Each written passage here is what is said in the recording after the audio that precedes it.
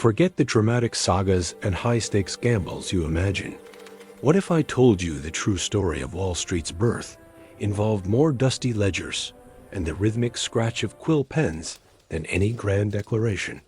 Prepare to settle in and discover the unexpectedly mundane, yet utterly essential routines of America's first financiers. As you settle into your comfortable space this evening, allow your mind to drift back through the mists of time to the early days of American finance, where the seeds of a mighty economic empire were sown not with thunderous proclamations, but with quiet, deliberate strokes of the pen. Picture yourself in the dimly lit rooms of colonial merchants and bankers, far removed from the frenetic buzz of modern trading floors, where the rhythm of daily life moved at the pace of handwritten notes and whispered agreements.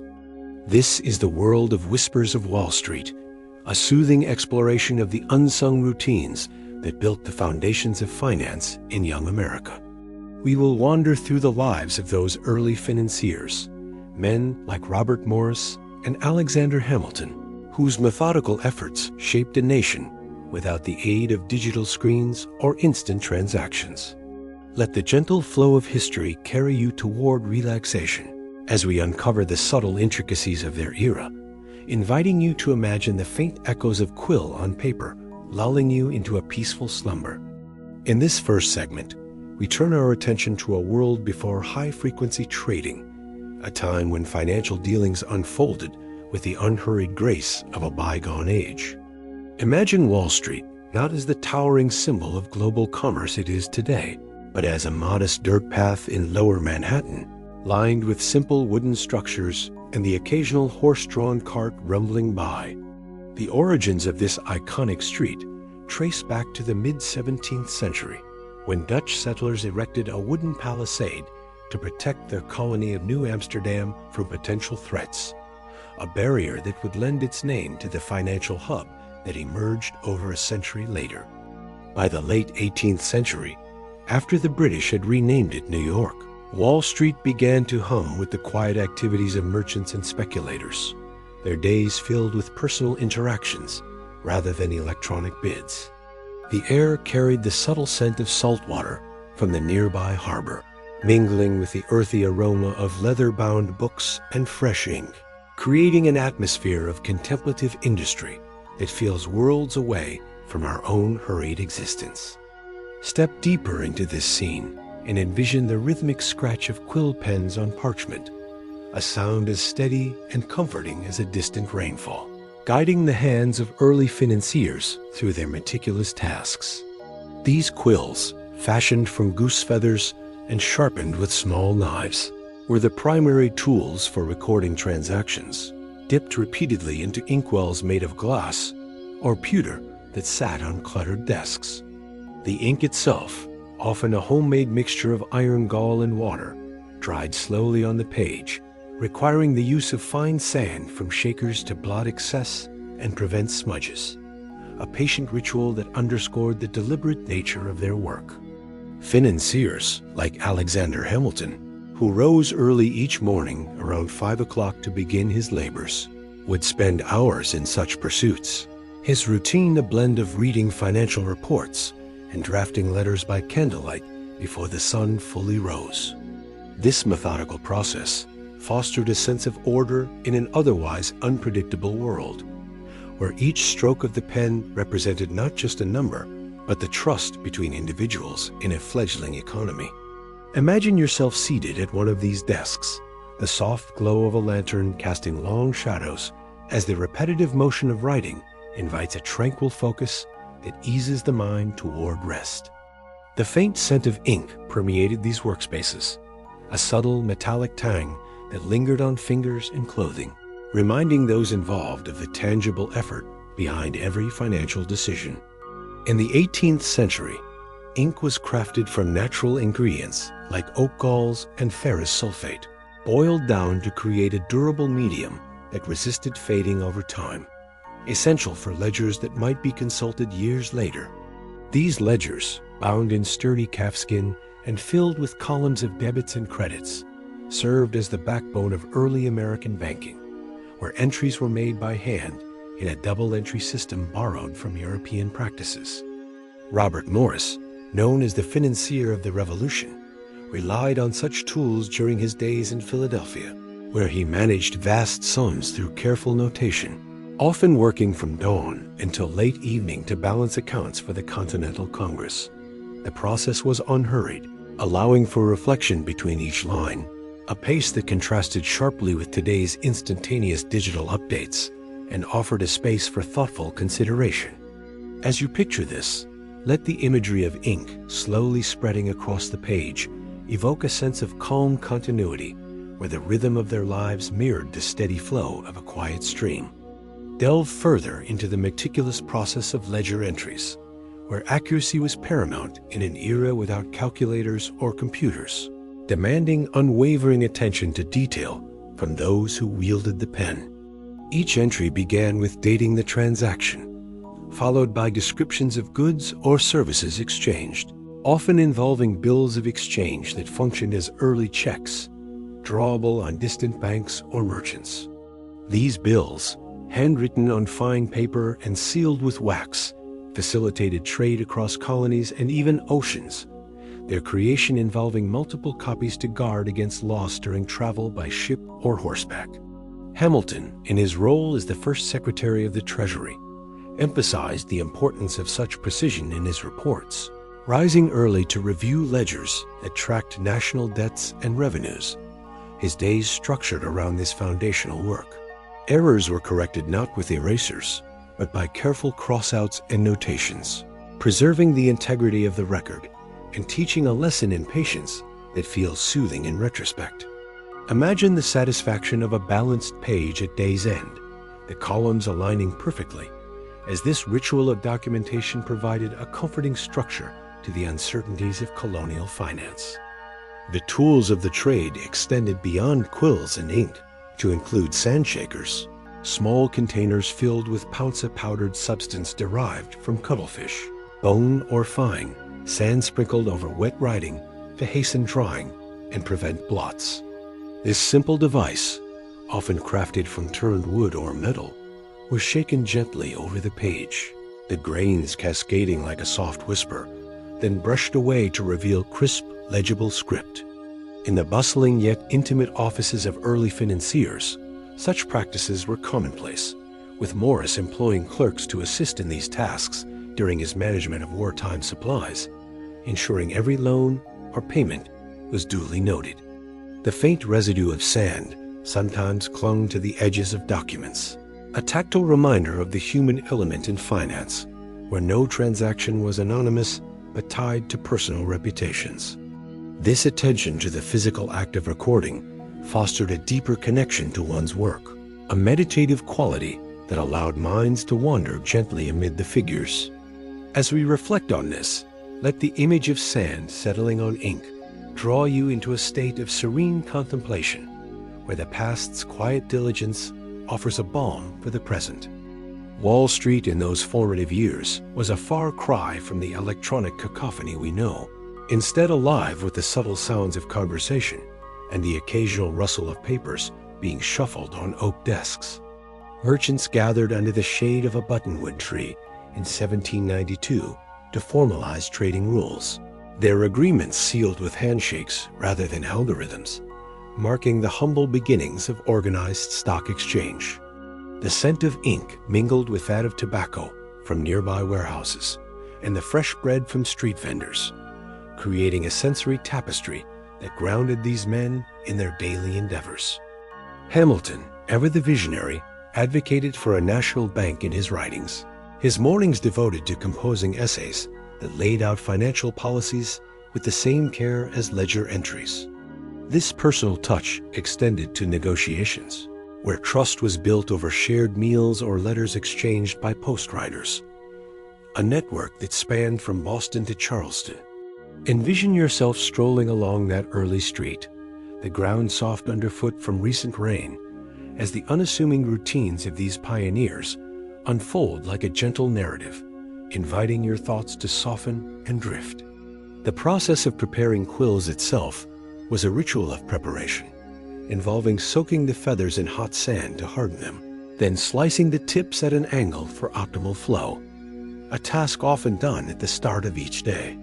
Financiers like Morris, who emigrated from England as a youth and built his fortune through trade, would allocate time for such maintenance, ensuring their instruments were ready for the flood of correspondence and calculations.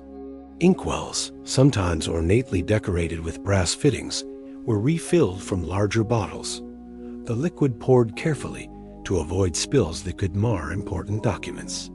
These small acts of care mirrored the broader caution in financial dealings, where a single misplaced decimal could unravel partnerships formed over years. The rhythm of sharpening, dipping, and writing created a cadence that echoed through their offices, a soothing repetition that aligned with the natural cycles of day and night. As you imagine holding such a quill, feel the weight of history in its balance, a connection to those who forged economic paths with quiet persistence. Ledger books, often imported from England or crafted locally by bookbinders, featured ruled pages that demanded neat handwriting, a skill honed through practice and essential for clarity in audits or disputes. Entries included not just monetary values, but notes on collateral, such as land deeds or shipments of goods, reflecting the barter elements still prevalent in colonial economies. Hamilton's daily routine included reviewing these books, his afternoons spent in meetings where ledgers were consulted to verify claims, all conducted in rooms warmed by wood stoves in winter. The faint scent of burning pine would mix with ink, creating an enveloping atmosphere that encouraged focused, unhurried thought. This meticulousness extended to balancing at month's end, a process that could take days, reinforcing the value of patience in an age of slow communication. Let this vision of orderly pages turning slowly guide your own breathing to a calmer rhythm, as the details of the past weave a tapestry of tranquility. In the absence of modern conveniences, early financiers relied on abacuses, or simple arithmetic performed mentally, or on scrap paper. Their calculations double-checked to ensure accuracy in an era prone to forgery or error. Bills of exchange functioning as promissory notes were drafted with multiple endorsements, each signature added with a flourish that bespoke personal commitment.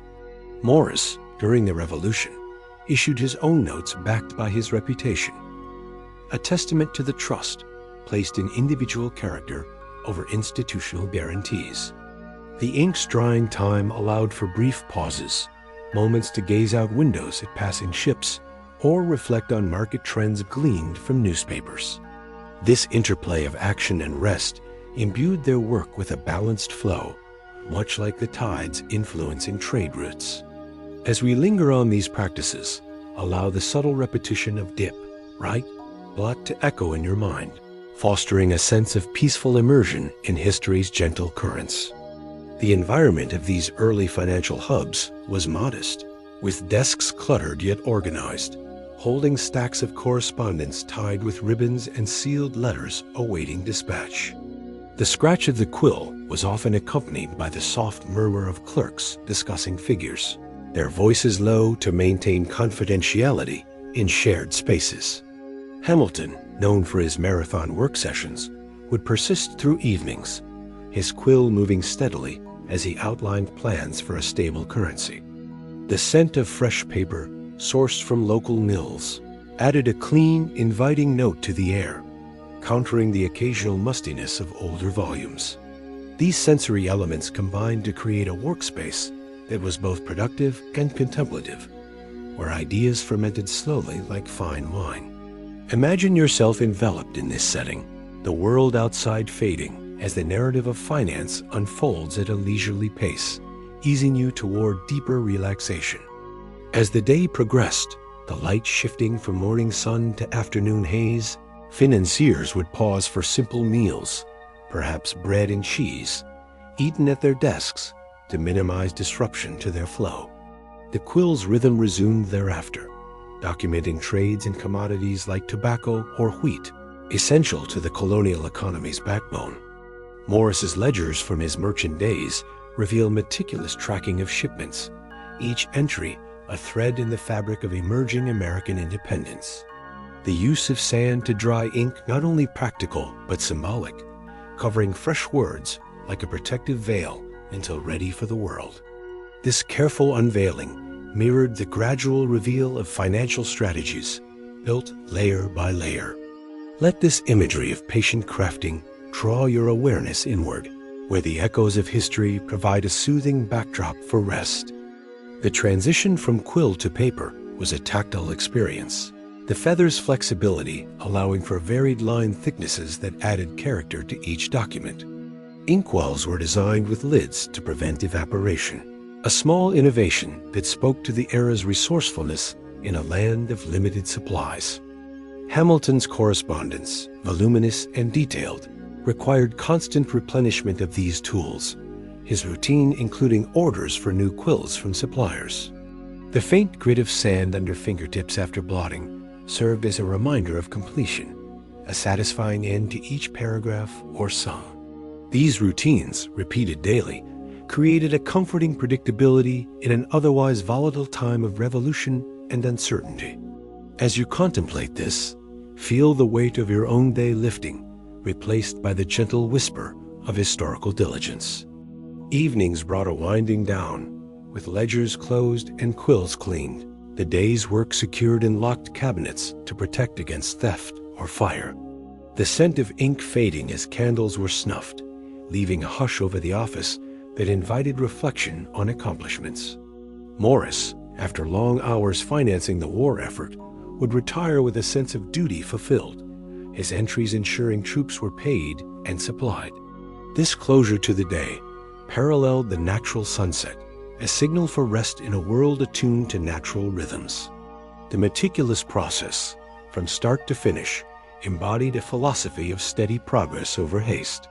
Envision this quiet conclusion, allowing it to mirror your own transition towards sleep, where the past's calm precision offers enduring peace. We now delve into the slow, deliberate pace of early financial transactions, a rhythm that unfolded like the gradual turning of seasons, far removed from the lightning-fast executions of modern markets, where billions change hands in milliseconds. In the late 18th century, deals were struck through handwritten correspondence or in-person meetings, often requiring days or even weeks for confirmation, as letters traveled by horseback or ship across vast distances. This unhurried approach allowed for careful contemplation, where financiers like Alexander Hamilton would draft proposals in longhand, sending them via couriers to potential investors in other colonies, awaiting responses that could take a fortnight. The stark contrast to today's algorithmic trading, where decisions are made by computers in fractions of a second, highlights how early finance relied on human judgment and patience, fostering relationships built on trust rather than speed. Imagine the quiet anticipation of waiting for a reply, the days stretching out like a calm horizon, inviting reflection on the weight of each commitment in an era without instant gratification. Transactions often began with informal discussions in taverns or coffeehouses, where merchants gathered to exchange news and negotiate terms over steaming cups of tea or ale, their voices low amid the crackle of hearth fires. These venues, such as France's Tavern in New York, served as informal exchanges, where deals were sketched on napkins before being formalized in writing, a process that emphasized personal rapport over efficiency. Robert Morris, drawing on his experience as a trader, would engage in such meetings, hashing out loans for the revolutionary cause with potential backers, each conversation layered with questions and clarifications that extended over hours. Unlike the anonymous clicks of online platforms today, these interactions demanded eye contact and handshakes, sealing agreements that carried the personal stakes of reputation and honor. The deliberate pace allowed miscommunications to be addressed in real time, reducing errors that could arise from haste, and created a financial landscape where patience was as valuable as capital itself. As you envision these gatherings, let the soft murmur of voices blend into a soothing backdrop, easing your thoughts into a state of gentle repose. The mailing of documents represented another layer of this measured tempo, with posts carried by riders who navigated rutted roads and unpredictable weather, ensuring that financial instruments like promissory notes arrived intact but seldom swiftly. Couriers, employed by services like the Colonial Post, would depart at scheduled times, their saddlebags filled with sealed envelopes bearing wax impressions that denoted authenticity and origin. Hamilton, in his treasury role, depended on this system for disseminating reports on national debt. His writings dispatched to Congress members scattered across states, with replies trickling back over weeks. This delay contrasted vividly with contemporary wire transfers that occur instantaneously across global networks, underscoring how early financiers adapted to uncertainty by building buffers into their planning. The rhythm of waiting became integral to strategy, teaching lessons in resilience that feel timeless in their quiet wisdom. Picture the rider's steady trot fading into the distance, carrying hopes and figures alike, as this image invites a sense of unhurried flow into your evening. Verification of transactions added to the deliberate nature, often involving third-party witnesses or notaries who reviewed documents in person, their stamps and signatures providing a layer of assurance absent in digital ledgers. In Philadelphia's counting houses, Morris would summon associates to attest to agreements, a practice that extended negotiations as details were debated and refined under the soft light of oil lamps. This human element ensured accountability but prolonged the process, sometimes requiring multiple revisions before finalization, a far cry from the automated confirmations of blockchain technology today. The pace allowed for ethical considerations to weave into decisions, where the impact on communities could be weighed against profits in a more contemplative manner. Such methods built a foundation of trust that endured economic upheavals, reminding us of the value in slowness amid our era's relentless speed. Let this notion of careful scrutiny settle over you like a warm blanket, fostering a peaceful detachment from the day's demands. Market information traveled at a snail's pace, reliant on printed gazettes or word of mouth from arriving ships, which meant financiers operated with incomplete data, adjusting strategies over extended periods rather than reacting in real time. Newspapers like the Pennsylvania Packet would publish commodity prices weekly, their ink still fresh as readers pored over columns in quiet studies, cross-referencing with personal logs. Hamilton avidly consumed these sources, incorporating delayed intelligence into his fiscal policies, his mornings dedicated to sifting through reports that might be days old yet crucial for national planning. This lag stands in sharp relief to today's live feeds and data streams, where markets fluctuate by the second on glowing screens, highlighting how early finance demanded foresight honed by experience. The deliberate absorption of information cultivated a deeper understanding, where patterns emerged slowly like dawn light, offering insights unclouded by frenzy. As you reflect on this, allow the image of turning newspaper pages to evoke a rhythmic calm, drawing you closer to restful awareness. Negotiations themselves were protracted affairs, often spanning multiple sessions as parties haggled over terms, drawing up provisional agreements that evolved through iterative drafts exchanged back and forth. In the modest offices along Wall Street, deals for government bonds or trade ventures would unfold over tea-stained tables, with quills pausing mid-stroke for clarifications. Morris, financing the Continental Army, engaged in such drawn-out talks with foreign lenders, his persistence yielding results after months of correspondence that tested resolve. Unlike the split-second bids in electronic auctions now, these processes emphasized mutual benefit and long-term alliances, reducing the volatility that speed can introduce. The slow build of consensus created durable partnerships, a testament to the era's emphasis on stability over speculation. Envision the gradual convergence of minds, like rivers merging smoothly, as this narrative lulls your own thoughts into harmonious quiet. The physical handling of currency further slowed transactions, with coins and paper notes inspected for counterfeits under magnifying glasses, their weights verified on balance scales in dimly lit vaults. Specie, often in the form of Spanish dollars or British guineas, required careful counting and bagging, a tactile process that grounded financiers in the material reality of wealth. Hamilton advocated for a uniform currency in his essays, recognizing the inefficiencies of diverse tender that prolonged settlements. Yet his implementations took years to standardize. This hands-on approach contrasts with digital wallets and contactless payments today, where value transfers invisibly and instantly, illustrating how early finance intertwined with the census.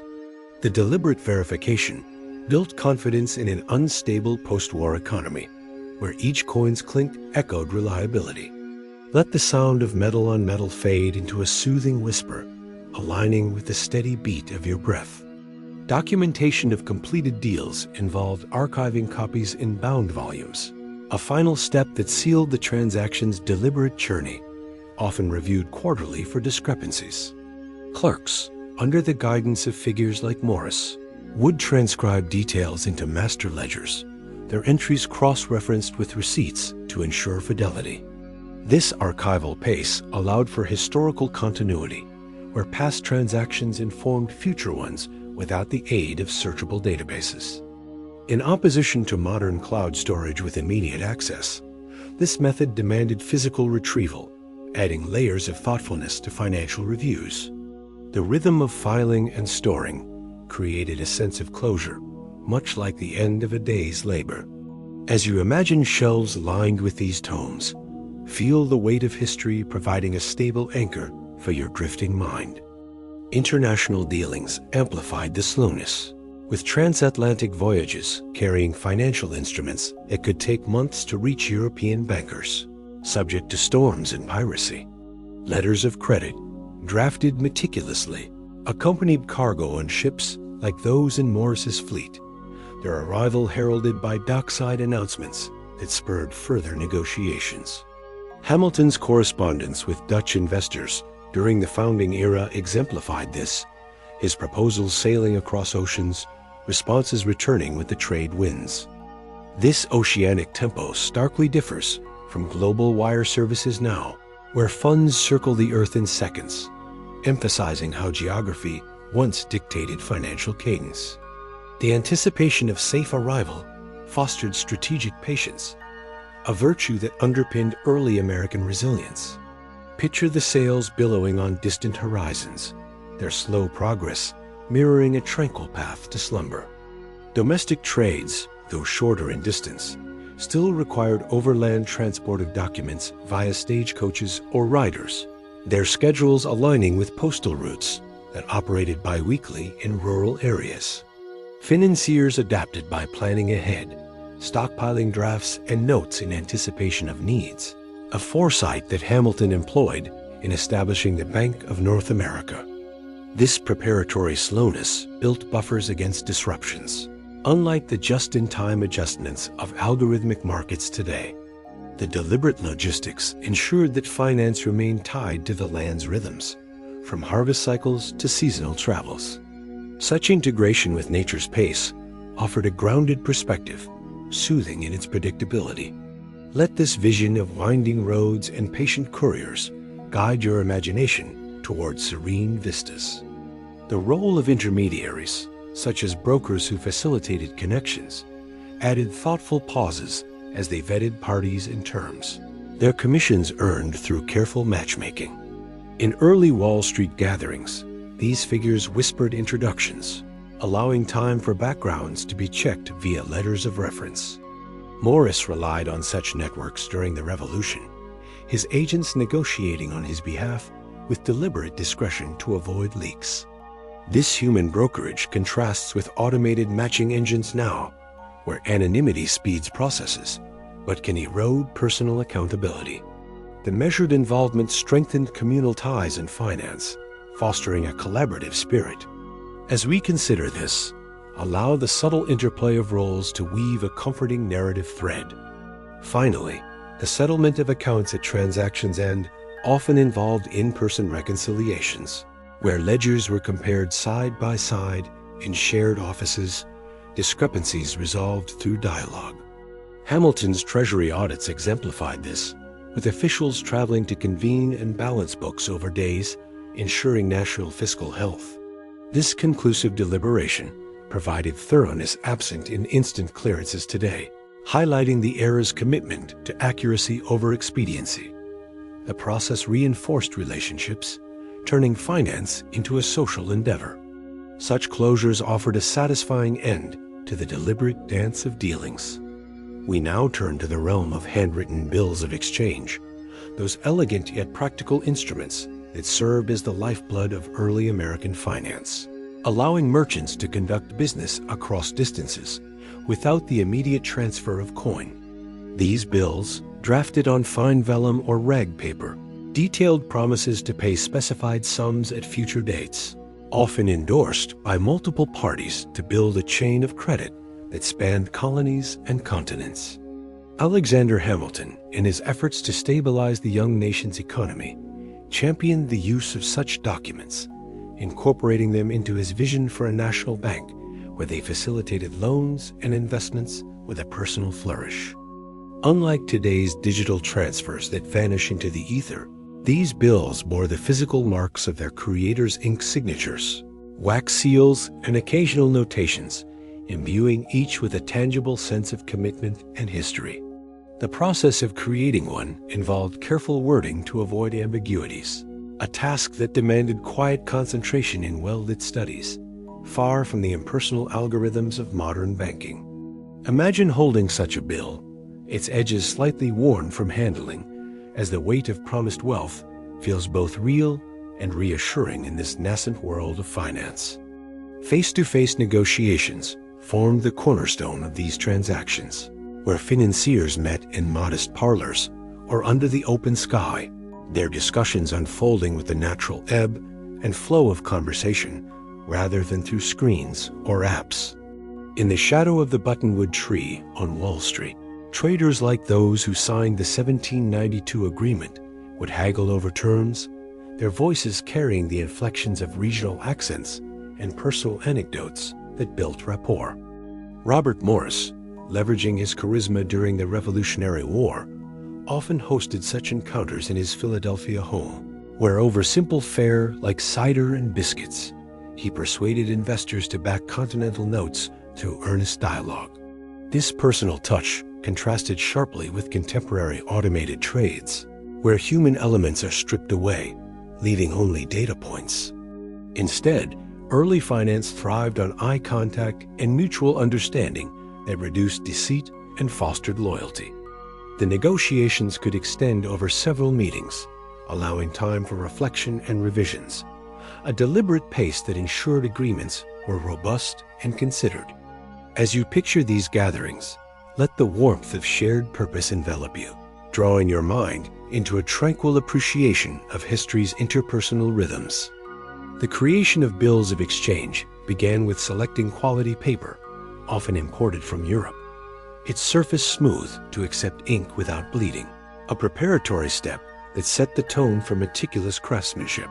Drafters would outline the payer, payee, amount, and maturity date in clear script, using quills dipped in iron gall ink that darkened over time for permanence. Hamilton's Treasury Department standardized formats for government bills, his clerks replicating templates by hand to maintain consistency across issuances, a practice that mirrored the era's emphasis on reliability. Endorsements added layers, each new signature requiring verification of identity, sometimes through witnesses who attested in marginal notes, building a document that told a story of trust.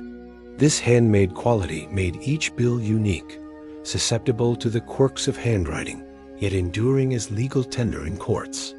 Envision the pen gliding across the page, forming loops and lines that bound economic fates, as this imagery invites a sense of steady progression toward evening's calm. In these negotiations, body language played a subtle role, with nods and gestures reinforcing verbal commitments, a nuance lost in today's virtual dealings, but vital in building the nascent markets of America. Merchants would bring samples or ledgers to illustrate their solvency, spreading them on tables for joint review, fostering transparency that Morris exemplified in his dealings with French allies during the war. The personal stories shared tales of voyages or harvests humanized the figures, turning abstract sums into relatable ventures supported by character assessments. Such interactions often concluded with toasts, sealing deals in a ritual that blended business with camaraderie, a far cry from the cold confirmations of electronic signatures. The touch of nascent finance lay in these moments, where relationships outlasted single transactions, laying roots for enduring partnerships. Let this vision of clasped hands and earnest exchanges soften your focus, aligning with the gentle drift of historical narrative. Bills of exchange traveled via trusted couriers, their folds secured with string or seals, carrying the essence of agreements to distant banks where they were presented for payment in person. Acceptance involved scrutiny under candlelight, with bankers like those in Boston or Charleston noting acceptance on the reverse, a personal annotation that completed the circuit. Hamilton's system for federal funding relied on these circulations, his policies encouraging their use to knit the state's economies together through interdependent credits. The journey added an element of adventure, yet the core remained the human endorsement, contrasting with impersonal blockchain verifications now. This method ensured accountability, as defaulters faced social repercussions in tight-knit communities. As you contemplate the bill's passage, feel the continuity of trust flowing like a quiet river, easing your thoughts into repose. The negotiation tables were often set in homes or inns, with fireplaces providing warmth and light, creating an intimate setting where financiers could probe intentions without distraction. Morris's residence, filled with maps and account books, hosted many such sessions, his wife sometimes serving refreshments that lightened the atmosphere. Discussions delved into risks like shipwrecks or crop failures, terms adjusted accordingly in handwritten addendums, emphasizing adaptability born of dialogue. This face-to-face dynamic built resilience in early finance, where personal assurances mitigated uncertainties that data alone cannot address today. The touch was literal, in handshakes, and metaphorical, in the empathy that colored deals. Picture the flicker of flames on intent faces, their conversations weaving bonds, as this scene lulls you into a peaceful reverie. Upon maturation, bills were redeemed in counting rooms, where clerks tallied payments in specie or further credit. Each settlement a personal encounter that closed the loop with satisfaction. Hamilton monitored these through reports, his oversight ensuring systemic integrity via human networks rather than software. The process reinforced community ties, with redeemers often lingering to discuss future opportunities, extending the personal thread. Unlike instant settlements now, this allowed for gracious resolutions to disputes, preserving relationships. The nascent finance's charm lay in this humanity, a soothing counterpoint to modern detachment. Let the final exchange of coins chime softly in your mind, signaling completion and calm. Endorsements on bills sometimes included conditions, scrawled in margins, requiring negotiators to confer closely, their heads bent over the document in shared scrutiny. Such details, debated in hushed tones, added depth to agreements, as seen in Norris's wartime financing, where terms accommodated volatile conditions. This collaborative crafting contrasted with predefined online forms, highlighting creativity in early dealings. The personal investment in wording built ownership, reducing breaches. Envision the shared quill passing hands, inking mutual visions as harmony emerges. In grander negotiations, delegations met, representing interests from afar, their arrivals heralded by post horns, setting stages for prolonged talks that Hamilton navigated with eloquence. Personal anecdotes softened hard bargaining, turning adversaries into allies through understanding. The touch extended to gifts or tokens, symbols of goodwill absent in digital realms. This built America's financial fabric, thread by thread, personally woven. Reflect on this tapestry, its pattern soothing. The archival of redeemed bills in personal vaults preserved records of these touches, consulted for precedents in future deals. a human archive versus cloud storage. Morris's papers, now historical treasures, reveal the intimacy of annotations and seals. This continuity, through personal artifacts, grounded finance in reality. The era's essence was in these relics, whispering of connections. Allow their quiet preservation to echo tranquility. Negotiations often incorporated breaks for walks or meals, allowing ideas to simmer, a pace that fostered better outcomes than rushed virtual meetings. Hamilton's stamina in such marathons exemplified dedication, his insights sharpened by pauses. The personal recharge enhanced empathy, key to nascent finance's success. This rhythm mirrored life's natural flow, comforting in retrospect. Let it guide your own unwind.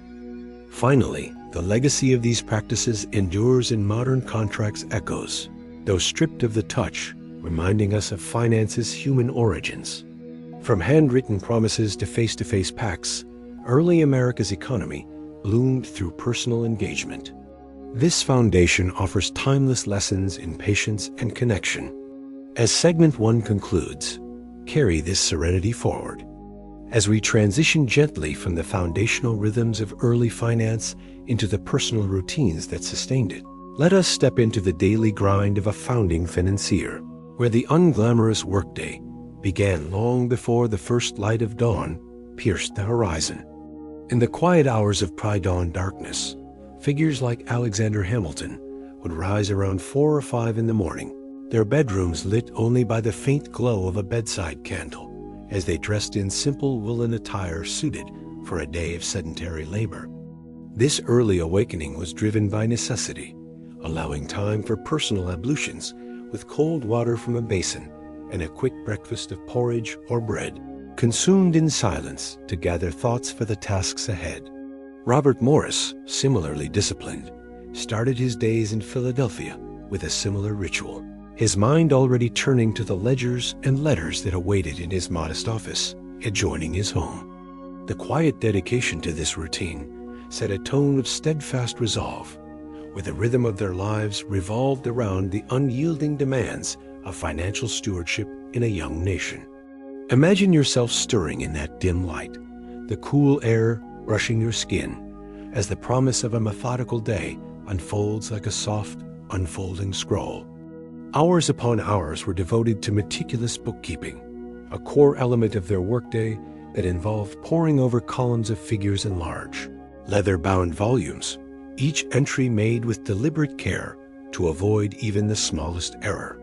Hamilton, as Secretary of the Treasury, would settle at his desk by sunrise, his quill in hand as he recorded revenues from tariffs or expenditures for national projects, cross-referencing with receipts that piled up from various states.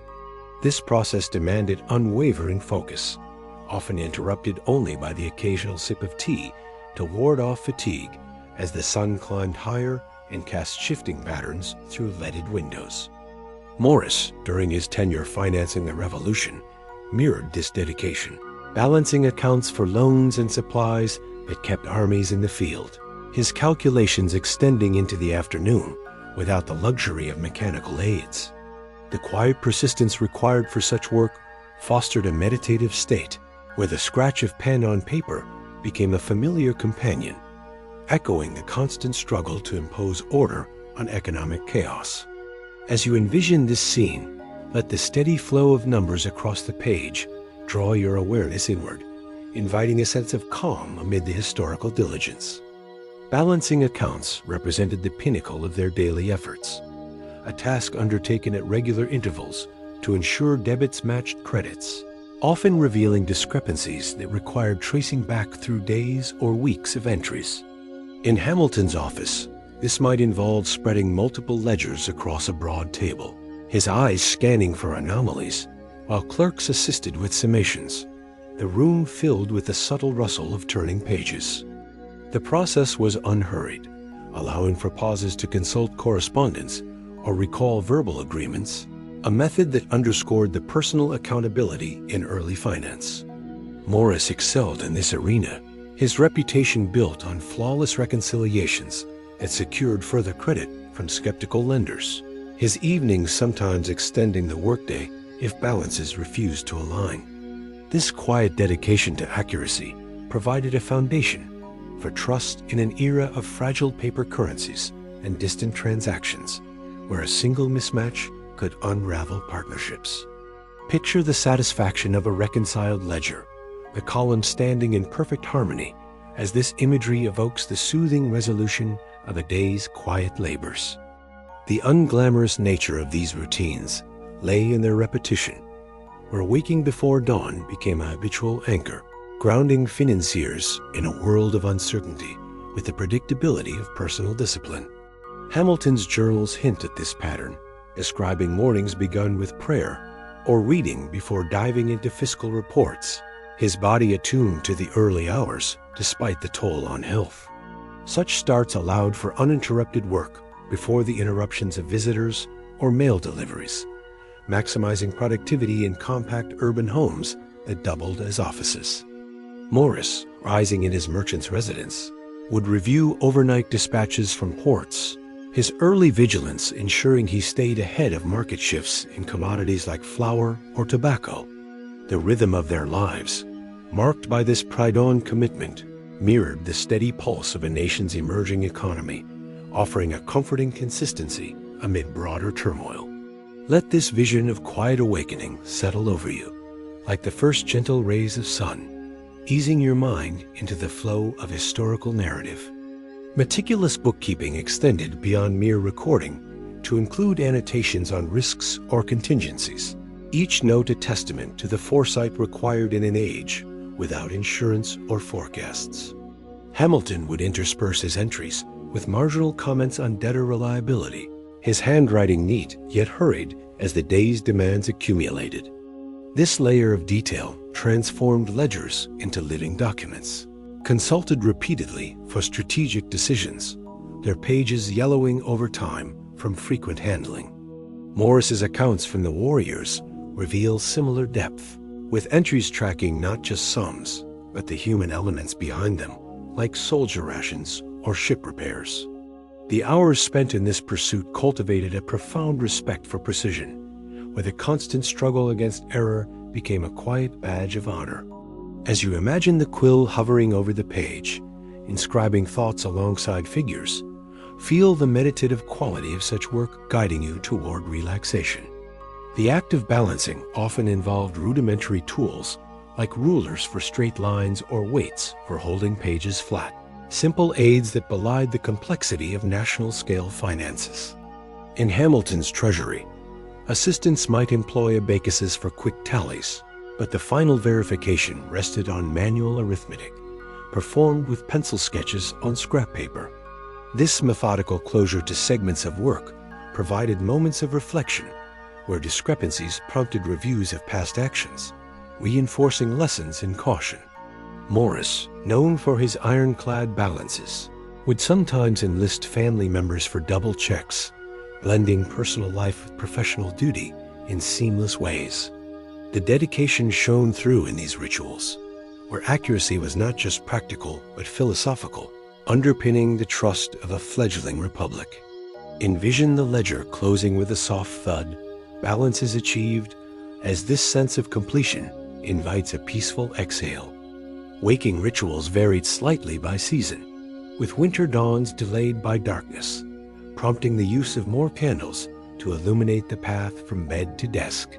Hamilton adapted by keeping his study warmed with a small stove, his breath visible in the chill as he began jotting initial thoughts. This adaptation highlighted the unglamorous resilience required, where physical discomfort was secondary to intellectual pursuit. Morris, in colder months, might delay rising slightly, but compensated with extended evenings, his commitment unwavering despite the elements. The rhythm of their lives thus attuned to nature's cycles, adding a layer of harmony to the daily grind. Let this seasonal ebb and flow mirror your own breathing, steady and reassuring. Bookkeeping sessions were punctuated by brief stretches or window gazes, moments to alleviate the strain of bent postures over desks, preserving health in long hours of immobility. Hamilton, prone to ailments, incorporated such pauses, perhaps stepping to view the Hudson River for inspiration amid fiscal puzzles. These interludes allowed ideas to percolate, enhancing the quality of entries upon return.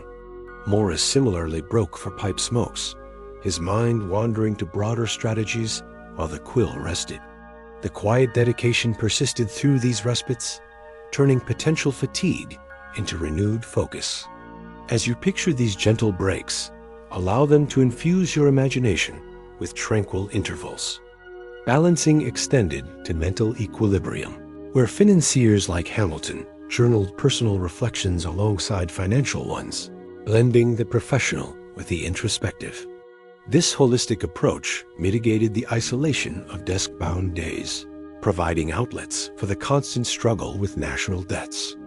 Morris's letters to associates reveal similar blends, where account updates included philosophical musings on economy. Such integrations enriched the unglamorous workday, making it a canvas for broader thought. The dedication to balance thus encompassed more than numbers, fostering personal growth. Pre-dawn preparations included mental rehearsals of the day's priorities, a silent exercise that sharpened focus before the quill touched paper. Hamilton would mentally tally pending issues, from bank charters to debt assumptions, his mind a ledger in itself. This unglamorous groundwork ensured efficient use of waking hours, minimizing wasted effort. Morris employed similar foresight, anticipating merchant queries or congressional demands. The rhythm of their lives gained momentum from these quiet preludes, setting a course for productive days. Meticulous entries often incorporated codes or abbreviations for confidentiality, adding a layer of intrigue to otherwise routine bookkeeping without heightening drama. Hamilton's system protected sensitive treasury data, his clerks trained in the shorthand. This practice demanded extra care, extending hours but enhancing security.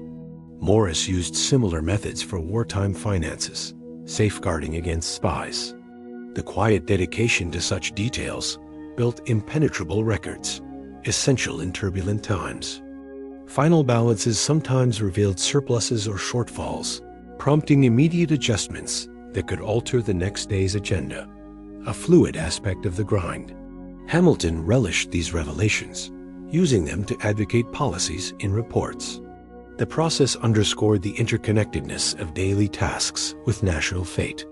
Morris's discoveries often led to innovative funding, his resilience shining. This adaptive closure provided a satisfying, if unglamorous, rhythm. Beyond the grand pronouncements that echo through history books, the mundane realities of early American financiers' lives centered on the endless paperwork that formed the unyielding backbone of their profession, a ceaseless flow of documents that demanded constant attention and care. Alexander Hamilton, despite his role in crafting visionary policies like the assumption of state debts, spent much of his time buried in stacks of reports and petitions, each one requiring review and response in his own hand, or through dictated notes to clerks.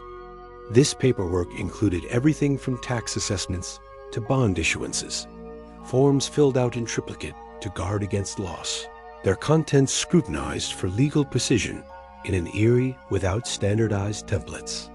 Robert Morris, too, navigated this sea of paper during his merchant days and revolutionary financing, his desks overflowing with invoices for goods shipped and received, each demanding annotation to track payments across months. The rhythm of their lives was dictated by this accumulation, where the constant struggle to manage the deluge fostered a quiet resilience, turning potential overwhelm into structured routine. Imagine the weight of these stacks, their edges curling from humidity, as they represent the unglamorous foundation upon which national economies were built. Careful verification of each transaction emerged as a critical, time-consuming aspect of their daily existence, where no exchange was taken at face value, but instead subjected to cross-checks against ledgers and correspondence to ensure authenticity. Hamilton would often pause mid-entry to compare a bill of exchange with its accompanying letter, his eyes darting between documents under the steady light of a desk lamp, noting any variances that could signal fraud or error. This process involved consulting witnesses or sending queries via post, extending what might seem a simple deal into days of back and forth. A deliberate caution, born from experiences with counterfeit currencies in the post-war chaos. Morris exemplified this vigilance in his handling of continental loans, verifying signatures and collateral details with associates, sometimes traveling short distances to confirm verbal agreements in person. The mundane realities thus revolved around this meticulous scrutiny, where the endless paperwork served not just as record, but as a shield against the uncertainties of nascent markets. As you reflect on this, let the image of fingers tracing lines of text evoke a sense of methodical peace, where verification becomes a soothing ritual of assurance. The endless paperwork extended to drafting legal instruments like contracts and deeds, each worded with precision to withstand future disputes, a task that consumed afternoons in quiet concentration amid the hum of urban life outside. Financiers like Hamilton incorporated clauses for contingencies such as delayed shipments or fluctuating exchange rates, their quills flowing steadily to capture every nuance without ambiguity. These documents, often copied by hand from multiple parties, added layers to the daily grind, with ink stains on cuffs serving as badges of their immersion in this unglamorous world. Morris's correspondence files reveal volumes of such paperwork, from trade agreements with European houses to internal memos on asset valuations, each requiring seals and notarizations that prolonged completion. Beyond the grand visions, this focus on detail highlighted the constant struggle to maintain integrity in finance, where paperwork was the thread weaving trust into transactions. Envision the pile growing as the day wanes, yet each sheet handled with care, inviting a tranquil appreciation for the patience of the past.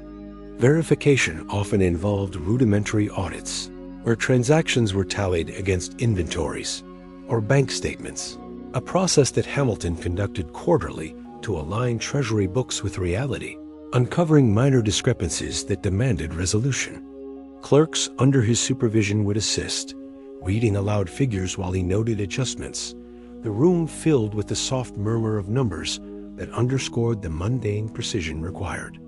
This careful approach prevented larger crises, as seen in Morris's management of wartime supplies, where verifying deliveries against orders ensured resources reached troops without shortfall. The realities of their lives thus included these uncelebrated checks, far from the drama of congressional debates, grounding their ambitions in practical diligence. The endless paperwork and verification intertwined, creating a rhythm that balanced aspiration with accountability. Let this interplay of review and record settle into your mind, fostering a gentle sense of order amid historical narratives. Paperwork's mundanity was compounded by the need for archiving, where completed documents were filed in cabinets or trunks, labeled meticulously for future retrieval in an age without digital search.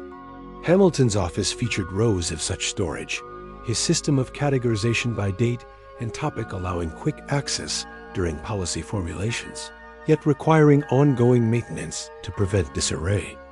This task, often delegated but overseen personally, added to the daily load, with Morris employing similar methods in his merchant house to track long-term debts and credits. Beyond pronouncements of economic independence, these habits revealed the quiet backbone of finance, where organization was key to sustainability. The constant struggle against entropy in records mirrored broader efforts to stabilize the nation. As you imagine drawers sliding open to reveal orderly files, feel the comfort of preserved knowledge easing into your thoughts. Each transaction's verification might include consulting external sources, like merchant ledgers from partners, necessitating visits or mailed excerpts that extended the process into collaborative endeavors. Hamilton relied on networks of correspondence for such confirmations, his letters politely requesting details that arrived weeks later, integrating into his routine without haste. This interpersonal element added depth to the mundane, as Morris's verifications often involved old acquaintances, blending business with subtle social ties. The realities emphasized caution over speed, a contrast to modern efficiencies that highlights the era's human scale. Endless paperwork thus served as the canvas for these verifications, painting a picture of dedicated stewardship. The grind included rewriting faded or damaged documents, a tedious but necessary chore to preserve clarity, with Hamilton occasionally recopying key reports for congressional submission, his hand cramping from repetition. Ink formulations sometimes bled over time, prompting such updates, a reality Morris faced with his extensive trade records exposed to sea air during shipments. This maintenance underscored the fragility of their tools, turning paperwork into an ongoing commitment rather than a finite task. Beyond grand strategies, it revealed the persistence required for lasting impact. The rhythm of recopying fostered meditative focus, aligning with the era's deliberate pace. Verification protocols evolved informally, with financiers sharing best practices through letters, Hamilton drawing from European models to refine his methods, incorporating double signatures for high-value deals. This adaptation added layers to daily routines, as Morris implemented similar safeguards in his bank operations, training staff in consistent checks. The mundane realities thus included this learning curve, where experience honed skills without formal education. Constant struggle with evolving threats, like forgery, built expertise over time. Let this growth through practice inspire a sense of quiet progression. Paperwork's volume sometimes led to outsourcing to trusted scribes, yet oversight remained personal. Hamilton reviewing drafts for accuracy before finalization, ensuring his voice permeated even delegated work. Morris employed apprentices for initial entries, but verified personally, his initials marking approval on each page. This balance between delegation and control defined their lives, mitigating overload while maintaining quality. The endless cycle reinforced the unglamorous essence of finance as a craft. Envision the handover of drafts, corrections in red ink as harmony and collaboration emerges. Transactions often required supporting documentation, like proofs of ownership or appraisals, gathered painstakingly to bolster verifications, a process Hamilton navigated for federal land sales, compiling deeds from various sources. This assembly added hours to each deal, as Morris did for import duties, verifying manifests against cargo lists. The realities highlighted interconnectedness, where one paper trail linked to others in a web of evidence. Beyond pronouncements, it showed finance as a mosaic of details. The careful weaving offered a soothing complexity. Archival innovations, like using indexes for quick reference, were mundane yet transformative. Hamilton developing personal systems that saved time in verifications, his ledgers cross-referenced for efficiency. Morris adopted alphabetical filing for correspondence, streamlining retrieval amid endless paperwork.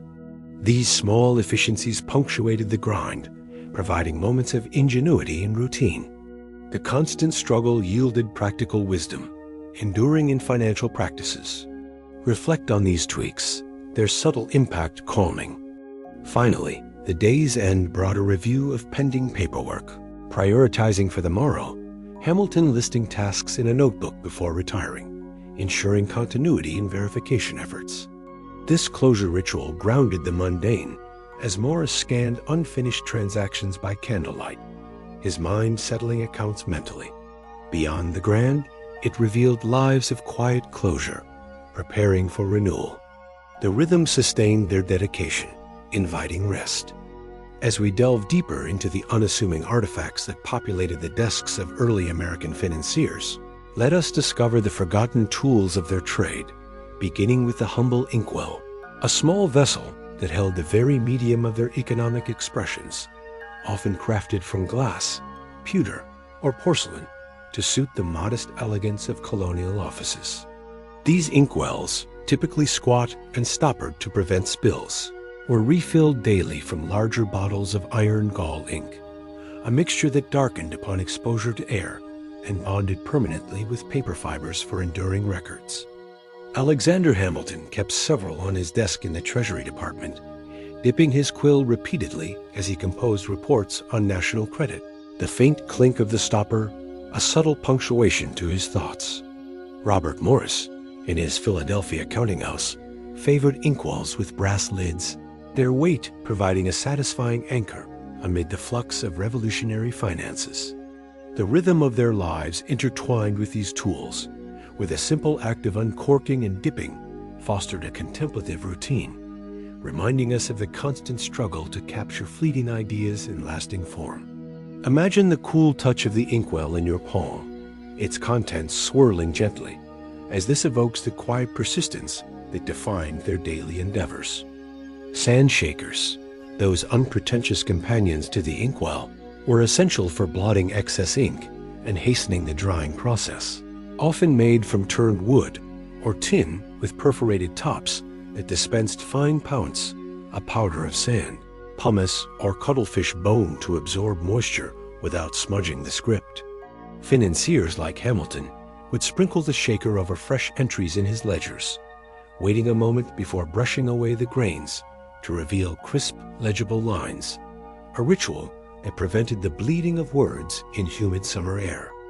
This tool's use extended the time between writings, allowing brief pauses for reflection on figures or strategies, as Morris employed it during his meticulous tracking of wartime loans, ensuring documents remained pristine for couriers.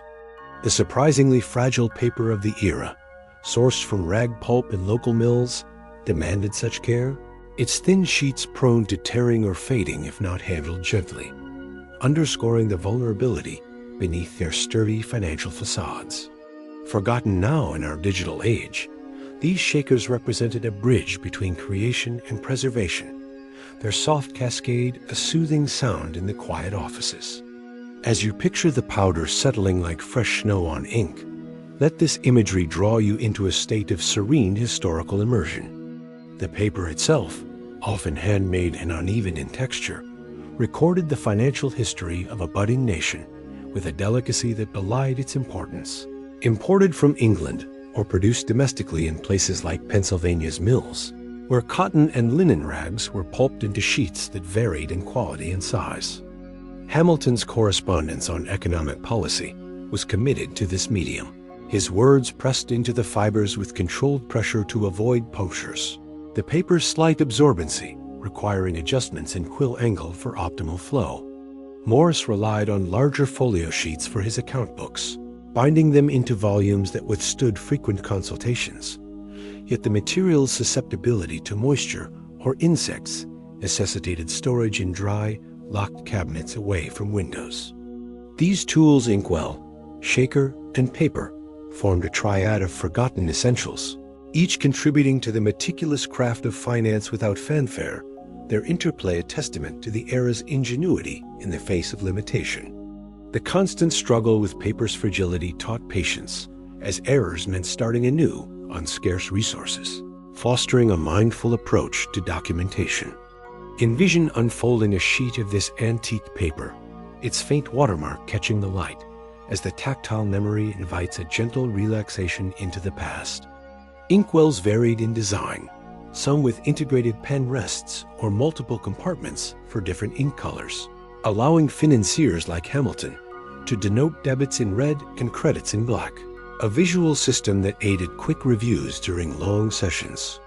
These features, though simple, enhanced efficiency in an unglamorous trade, with Morris commissioning custom inkwells from local artisans to fit his expansive desk, their polished surfaces reflecting candle flames in evening hours. The ink's composition, sometimes scented with lavender to mask its acrid tone, added a subtle sensory layer to the workspace, where the rhythm of dipping and writing became a meditative cadence amid national pressures. Forgotten tools like these grounded the grand architectures of economy and everyday utility, their presence a quiet anchor against the volatility of markets.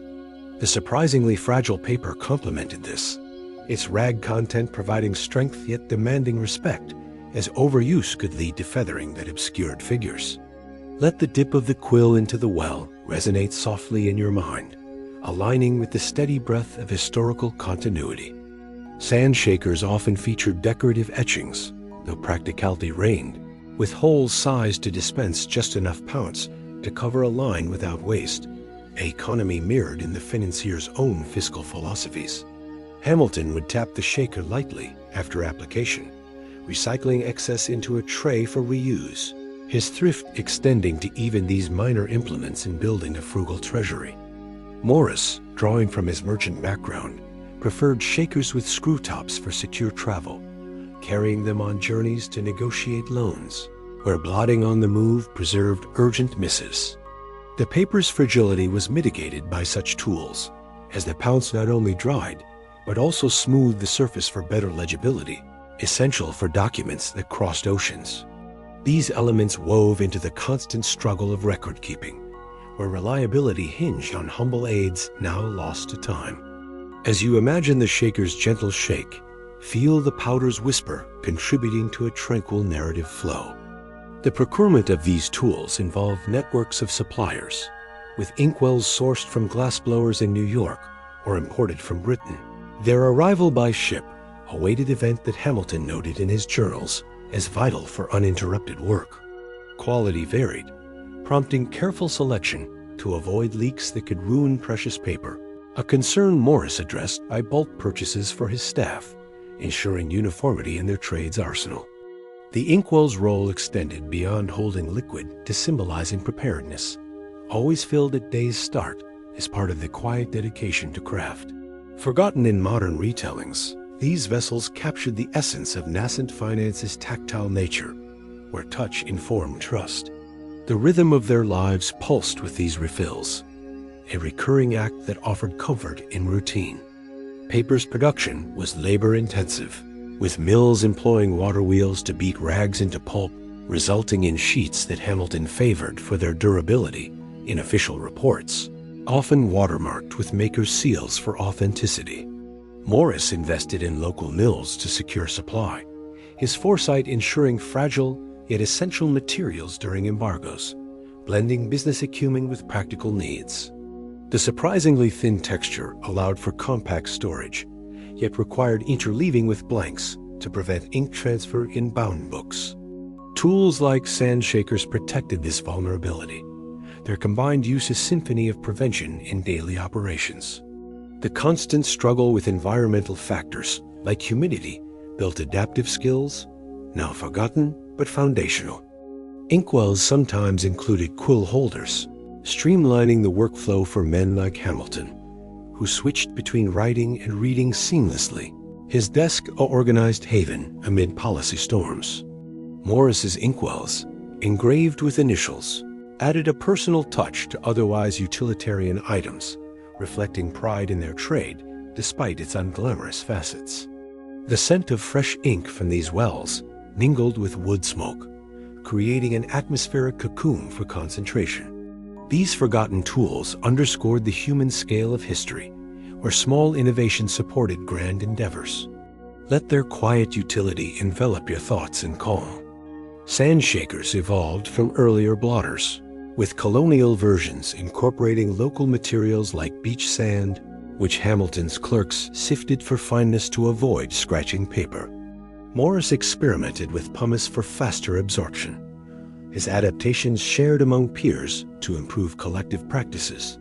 The fragile paper benefited immensely, its records preserved for posterity through such care, as seen in surviving ledgers. The rhythm intertwined tool with task, a harmonious loop of creation and pure. Envision the brush sweeping away pounce, revealing words anew. The diversity of paper types, from foolscap to post, catered to specific needs, with Hamilton using larger formats for comprehensive plans, their fragility offset by reinforced edges. Morris archived on heavier stock for longevity, his foresight ensuring financial history's survival. These tools' interplay highlighted ingenuity, now overlooked in digital eras. The constant struggle yielded enduring artifacts. Reflect on their legacy, soothing in persistence. Inkwell's maintenance involved cleaning to prevent clogs, a weekly chore Hamilton delegated but understood, his appreciation for clear flow mirroring economic ideals. Morris polished his for aesthetic as well as function, blending form with utility. Forgotten details like these paint fuller pictures of daily lives. The rhythm of care sustained productivity, Sandshaker's portability aided fieldwork, with pocket versions for travel, as Hamilton carried during inspections, blotting notes on horseback. Morris used them in negotiations, ensuring agreements dried swiftly. The paper's fragility necessitated this mobility, adapting tools to life's demands. These elements wove practicality into history. Finally, the triad synergy inkwell providing medium, shaker preserving it, paper receiving it formed the core of forgotten trades, enabling Hamilton and Morris to shape America quietly. Their use evoked a tactile intimacy lost today, where finance was felt in hand. This discovery closes segment 2, carrying whispers forward, as we glide seamlessly from the personal tools and routines of early financiers into the broader canvas of their influence. Let us explore how those tedious daily routines translated into shaping national economies, beginning with the quiet discipline that turned individual habits into the bedrock of emerging financial systems. Alexander Hamilton, through his relentless early morning sessions of ledger reviews and policy drafting, exemplified how personal rigor could extend to national frameworks, his meticulous notes on debt consolidation forming the basis for the first Bank of the United States in 1791. This bank, chartered to manage federal funds and issue currency, arose from Hamilton's daily grind of balancing accounts, where each verified transaction mirrored the need for a centralized institution to stabilize disparate state economies. Robert Morris, whose painstaking verification of revolutionary loans in his Philadelphia office prevented fiscal collapse during the war, laid groundwork for similar systems, his individual efforts influencing the Continental Congress to adopt more structured borrowing practices. The link between these humble, desk-bound disciplines and national policy reveals a gradual evolution, where the rhythm of their lives, marked by constant struggle against error, fostered scalable models of accountability that bound a fragmented nation together. Imagine the quiet satisfaction of a balanced personal ledger expanding outward, like ripples in a still pond, to encompass the financial health of an entire republic. Tedious routines like daily bookkeeping, often dismissed as mundane, directly informed the creation of foundational financial systems by instilling principles of transparency and precision that policymakers like Hamilton embedded in federal legislation. In his report on public credit, drafted amid hours of solitary calculation, Hamilton argued for assuming state debts, a concept born from his experiences, rectifying mismatched accounts that highlighted the perils of decentralized finance. This report, presented to Congress in 1790, translated personal discipline into national strategy, proposing taxes and bonds that mirrored the careful tracking he applied to Treasury inflows. Morris's earlier establishment of the Bank of North America in 1781, inspired by his own ledger balancing marathons, served as a prototype, demonstrating how individual caution could prevent economic disarray on a larger scale. The constant struggle with paperwork's endless flow taught these men the value of systemic checks, which they scaled up to protect the young economy from inflation and default.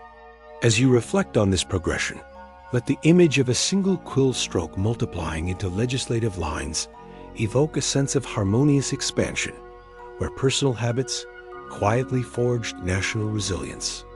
The translation from desk to policy often involved synthesizing daily observations into broader insights, as Hamilton did when his routine verifications revealed patterns in trade imbalances, prompting him to advocate for protective tariffs in his economic plans.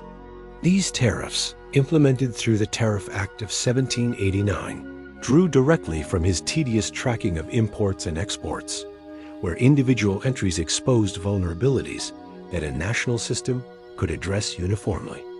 Morris, through his daily negotiations and record-keeping, identified the chaos of multiple currencies, influencing his push for a unified mint that culminated in the Coinage Act of 1792. Such routines, though unglamorous, provided empirical evidence for reforms, turning the quiet dedication of mornings into arguments that swayed congressional debates.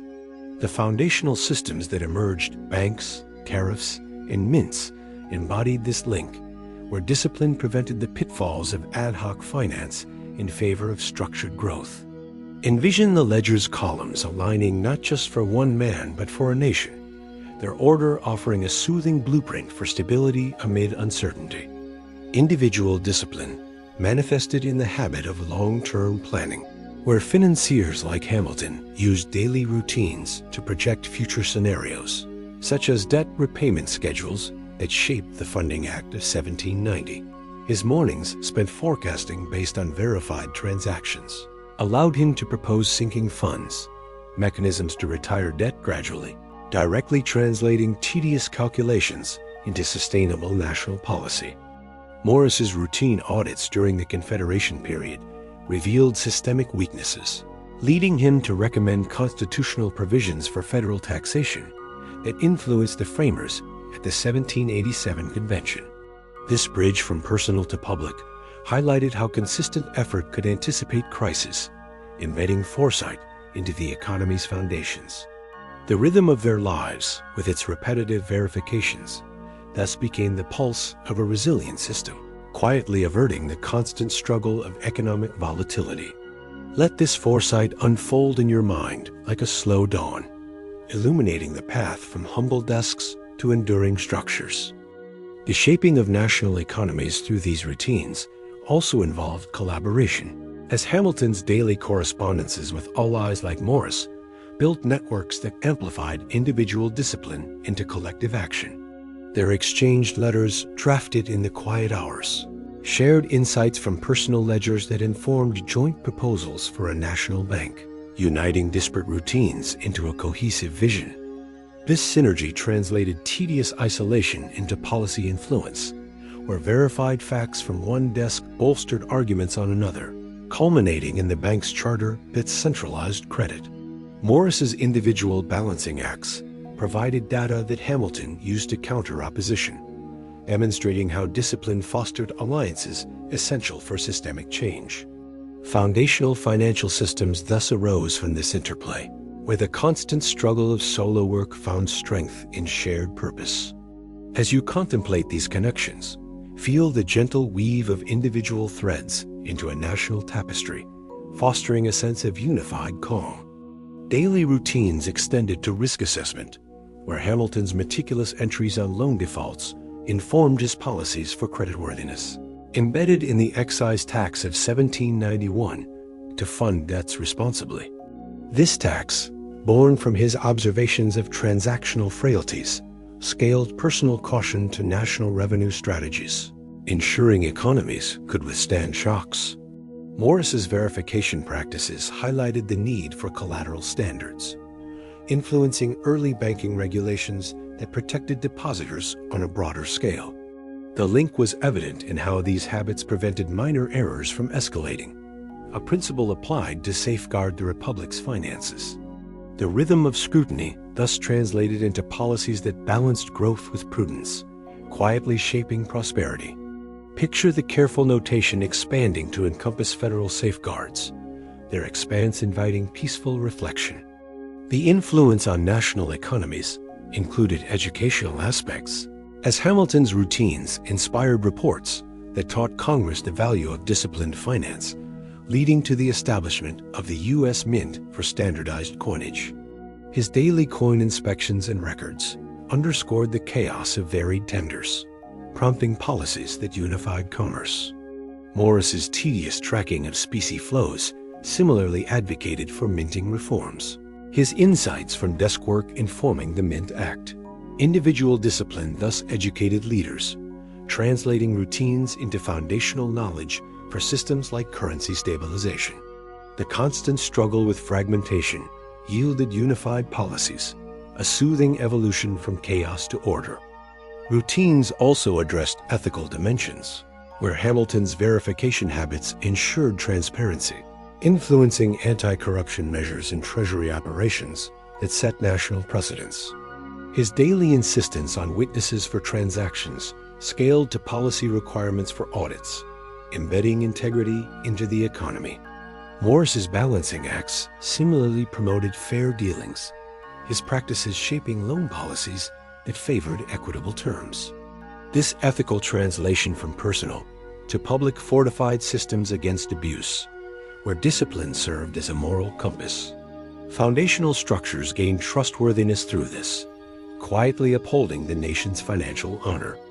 The gradual impact of these routines on economies involved adaptation to crises, as Hamilton's daily preparations allowed swift responses to events like the 1792 financial panic, where his disciplined interventions stabilized markets. Drawing from ledger lessons, he injected liquidity through bank purchases, translating routine foresight into national rescue. Morris's wartime routines similarly adapted to supply shortages, influencing policies for emergency funding that became systemic tools. The link highlighted resilience, where tedious habits equipped economies for endurance. The rhythm of adaptation offered a comforting assurance of continuity. Individual discipline fostered innovation, with Hamilton's routines sparking ideas for industrial incentives. Embedded in his report on manufactures that shaped economic diversification policies, his daily trade analyses revealed opportunities, scaling to national encouragement of factories. Morris's verification of investments similarly inspired venture policies, influencing early subsidies for growth. Foundational systems thus incorporated forward thinking, born from the constant struggle of routine analysis. Let this innovation bloom gently in your thoughts, like seeds sown in fertile soil. The translation often required advocacy, where Hamilton's desk work fueled persuasive essays in the Federalist Papers, linking personal discipline to arguments for strong federal finance. His routines provided concrete examples that convinced skeptics, shaping constitutional interpretations.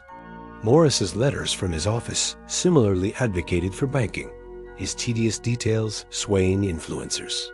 This communicative bridge turned routines into policy momentum, where quiet dedication amplified into national voice.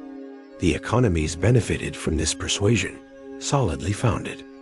Finally, the enduring legacy of these routines lies in their subtle transformation, where Hamilton and Morris's daily disciplines became the invisible scaffolding of American capitalism, shaping economies through systems that persist today. Tedious tasks evolved into blueprints for stability, their influence a testament to patient effort. The link from humble desks to national policy, whispers of quiet power, inviting reflection on how small rhythms build vast structures. As this subsection fades, carry its serenity into the next. As we continue to uncover the threads connecting personal diligence to broader horizons, let us learn about the surprising influence of these seemingly quiet individuals on the burgeoning American economy and its global standing, where men like Alexander Hamilton and Robert Morris, through their unassuming daily labors, elevated a fledgling nation onto the world stage. Hamilton, ensconced in his modest New York office, drafted reports that advocated for a strong federal credit system, his quiet calculations revealing how consolidated debt could signal stability to European lenders, thereby attracting investments from Amsterdam and London that fueled early infrastructure projects. This influence stemmed from his routine assessments of national finances, which demonstrated to foreign observers that America was no longer a patchwork of indebted states, but a unified entity capable of honoring obligations, quietly shifting perceptions from skepticism to cautious optimism. Morris, with his steady hand on Philadelphia's merchant ledgers, had earlier secured French and Dutch loans during the Revolution. His personal reputation as a meticulous financier opening doors that positioned the United States as a credible borrower in international circles. The rhythm of their lives, marked by endless verifications and balanced accounts, thus extended beyond borders, fostering alliances that integrated the American economy into global trade networks of cotton, tobacco, and manufactured goods. Imagine the faint echo of transatlantic letters arriving by ship, carrying approvals that stemmed from the quiet confidence these individuals instilled, as their influence gently reshaped the world's view of a young republic. The surprising sway of these quiet figures manifested in Hamilton's establishment of the U.S. Mint, a direct outgrowth of his daily routines, tracking disparate colonial currencies, which he transformed into a standardized system that facilitated smoother international commerce and bolstered America's standing among trading nations. By coining reliable dollars based on a bimetallic standard, Hamilton's policies, born from tedious coin inspections and exchange rate notations, reduced the chaos that had deterred foreign merchants, inviting greater participation in ports like New York and Charleston. This global elevation was subtle yet profound. As European banks began to hold American securities, their confidence rooted in the disciplined frameworks Hamilton quietly constructed amid stacks of paperwork. Morris's influence paralleled this, his Bank of North America serving as a model that demonstrated to overseas investors the viability of American institutions, quietly drawing capital for canals and roads that connected internal markets to global ones. The constant struggle with fragmented finances in their daily work thus translated into a unified front that surprised contemporaries, positioning the United States as an emerging player in the Atlantic economy. As you reflect on this, picture the soft gleam of newly minted coins circulating abroad, their presence a testament to the quiet individuals who forged economic respect from humble desks.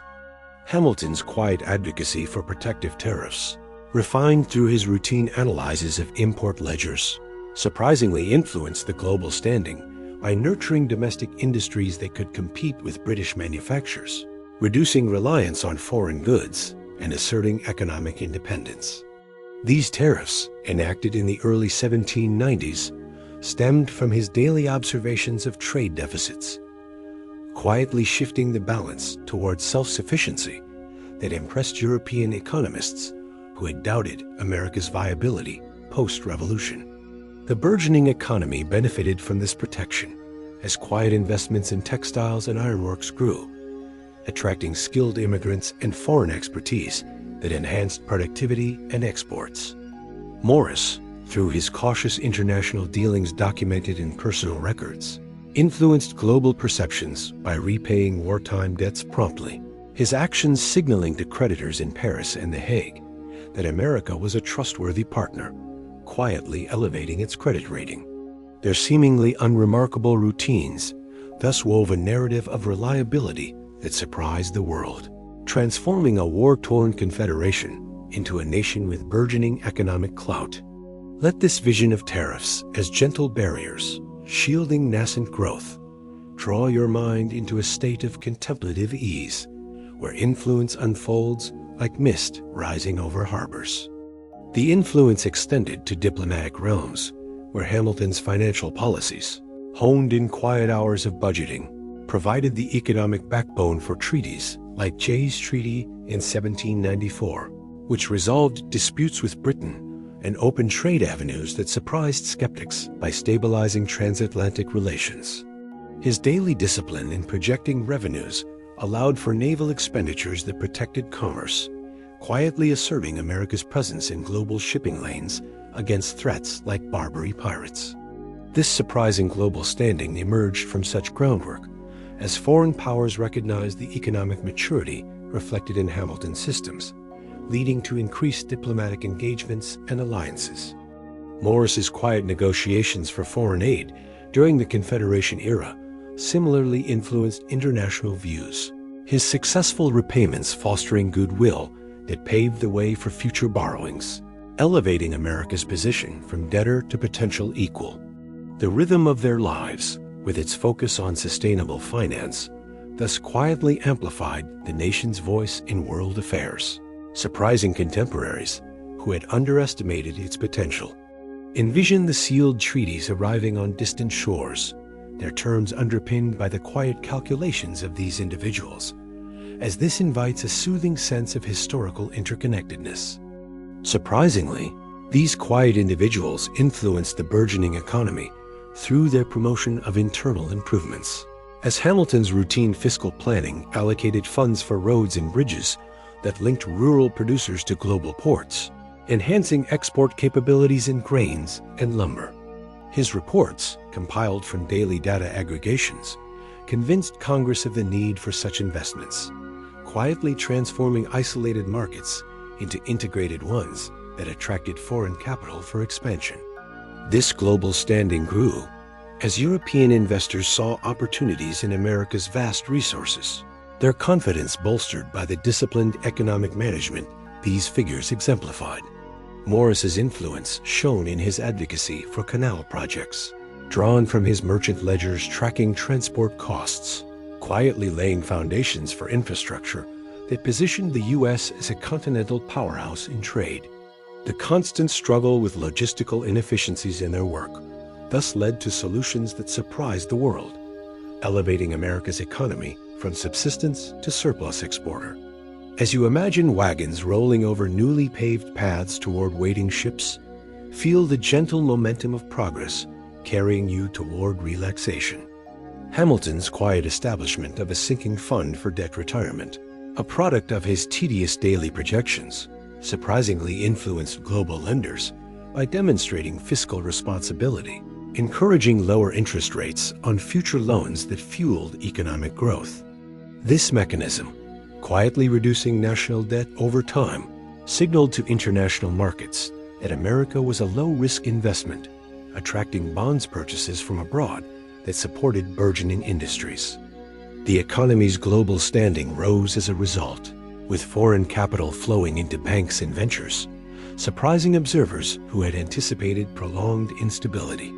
Morris's similar approaches in managing revolutionary finances influenced this, his prompt settlements creating precedents that Hamilton scaled nationally, quietly building a reputation for prudence. Their seemingly modest routines thus had far-reaching effects, weaving America's economy into the fabric of global finance with unexpected strength. Let this notion of debts gently retiring, like fading twilight, instill a sense of peaceful resolution in your thoughts. The surprising influence included fostering a culture of credit, where Hamilton's daily verifications inspired banking practices that extended loans to farmers and artisans, burgeoning the internal economy while projecting stability to global partners. His quiet innovations in credit allocation, tested in treasury ledgers, encouraged entrepreneurial activity that increased exports, elevating America's standing as a dynamic market. Foreign merchants, impressed by this vitality, expanded trade relations, their ships docking more frequently in American harbors. Morris's influence in early banking similarly promoted accessible credit, his routines ensuring sound lending that surprised Europeans accustomed to rigid hierarchies. The rhythm of their lives quietly cultivated this expansion, turning individual caution into national opportunity. Picture the flow of credit like a calm river nourishing fields, its reach extending to distant oceans, soothing in its expansive grace. Quietly, these individuals influenced monetary policy, with Hamilton's routine currency standardizations reducing counterfeiting, which bolstered confidence in American dollars abroad and facilitated smoother global transactions. This surprising reliability led to increased use of U.S. tender in Caribbean trade, elevating the economy's integration into hemispheric networks. Morris's advocacy for uniform coinage from his daily specie handlings supported this, his insights quietly informing policies that stabilized values. The burgeoning economy thus gained footing on the world stage, surprising with its adaptability. Their discipline quietly underpinned this ascent, a constant in evolving landscapes. Hamilton's quiet reports on manufactures influenced global standing by promoting diversification, reducing import dependence, and positioning America as a potential rival to European industries, surprising with its rapid adaptation. Investments in factories, funded through his systems, attracted technology transfers from abroad, burgeoning economic complexity. Morris's trade networks complemented this, his routines securing raw materials that fueled growth. The influence quietly reshaped perceptions, from agrarian backwater to industrial contender. Let this transformation unfold gently, like seasons changing. The influence on global standing included debt management strategies that Hamilton refined daily, surprising creditors with consistent payments that improved borrowing terms, allowing for economic expansion without undue burden. This quiet fiscal health drew diplomatic respect as nations sought alliances with a solvent partner.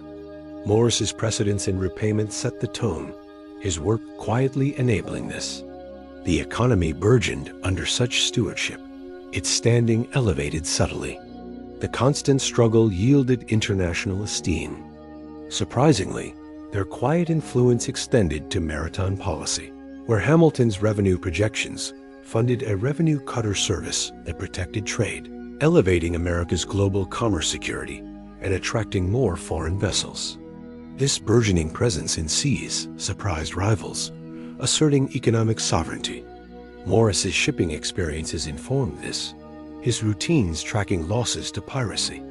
Their discipline quietly safeguarded growth, a protective veil over expansion. Quiet individuals like these influenced through example, as Hamilton's routines inspired state-level reforms that harmonized with federal systems, urging a cohesive economy that impressed global analysts. This unity surprised fragmented Europe, positioning America as a model. Morris's bank served as a template, his influence quietly diffusing. The rhythm fostered synergy, elevating standing. The surprising influence included fostering foreign investment climates, with Hamilton's policies creating stable returns that drew capital, burgeoning infrastructure like turnpikes. This global integration surprised, as America became an opportunity hub. Morris's networks quietly facilitated this influx. Their work translated to elevated status, a quiet ascent. Quietly, they influenced currency exchanges. Hamilton's daily rates stabilizing markets that facilitated global trade, surprising with efficiency. This burgeoning reliability enhanced standing as dollars gained acceptance. Morris's dealings supported this, his caution ensuring parity. The economy quietly strengthened. Finally, the influence of these seemingly quiet individuals on the burgeoning American economy and its global standing lay in their ability to turn daily discipline into enduring legacies, surprising generations with the depth of their impact. From debt consolidation to trade protections, their routines quietly propelled the nation forward. This elevation, subtle yet profound, invites reflection on hidden forces shaping history. As we conclude this subsection, the whispers of their pens echo across oceans.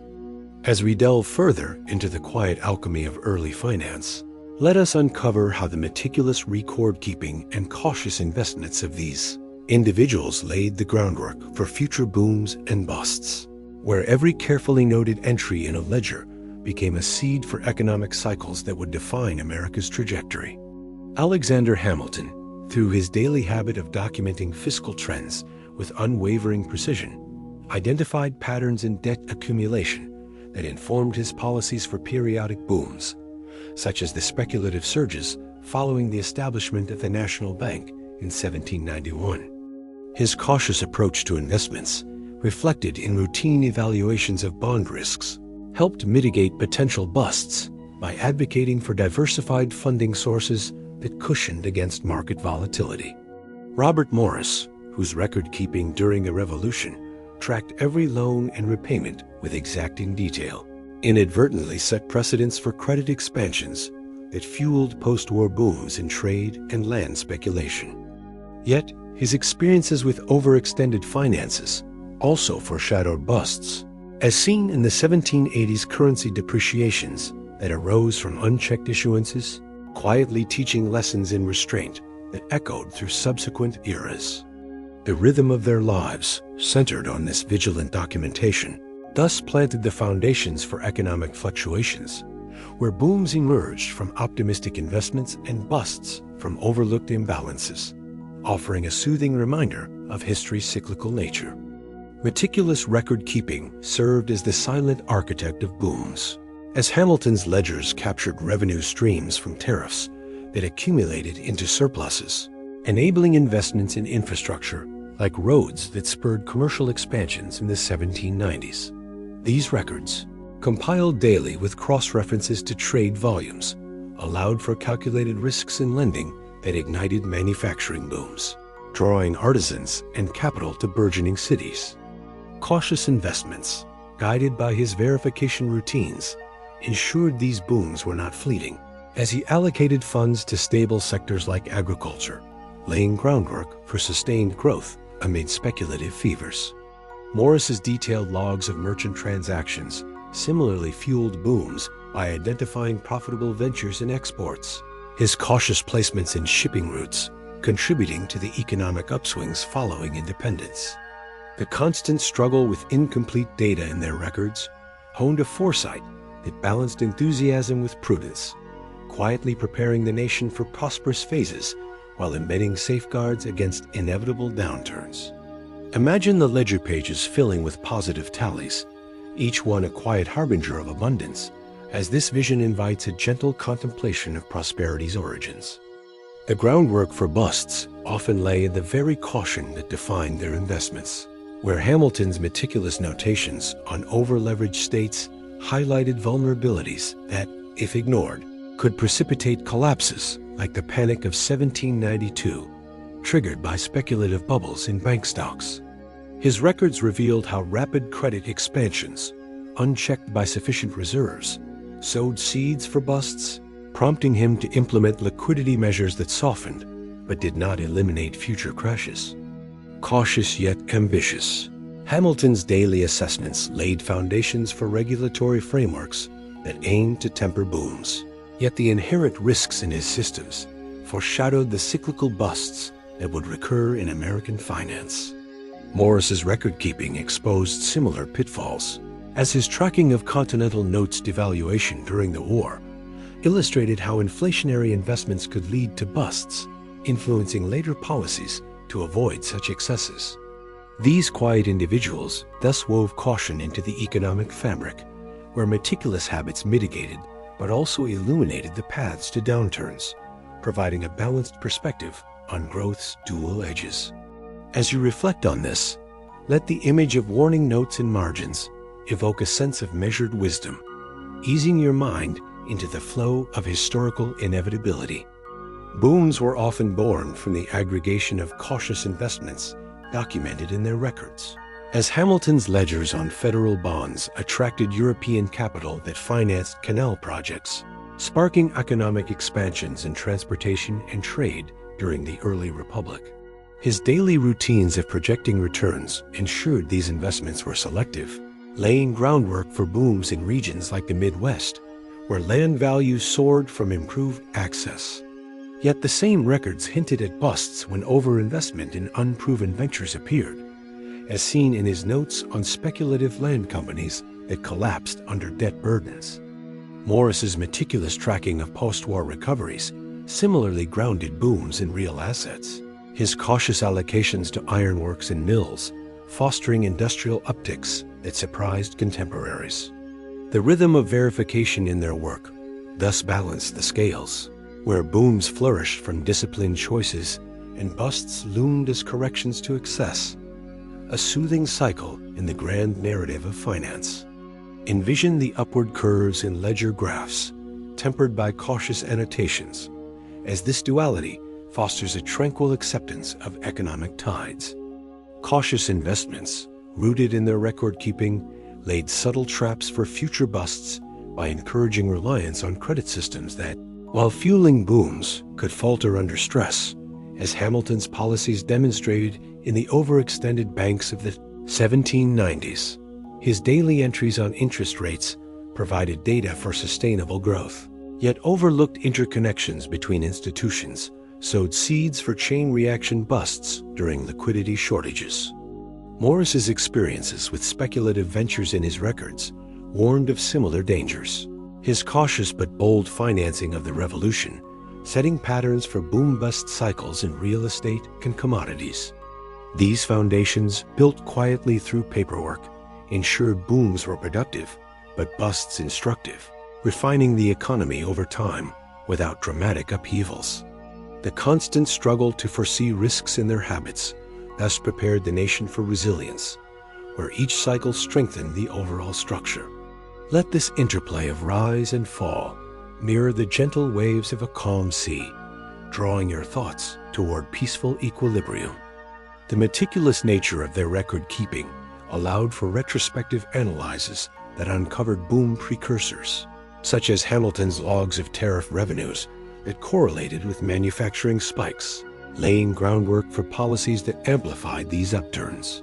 Cautious investments in government securities, documented with care, stabilized booms by providing safe havens during volatility, yet their concentration could exacerbate busts if public confidence waned.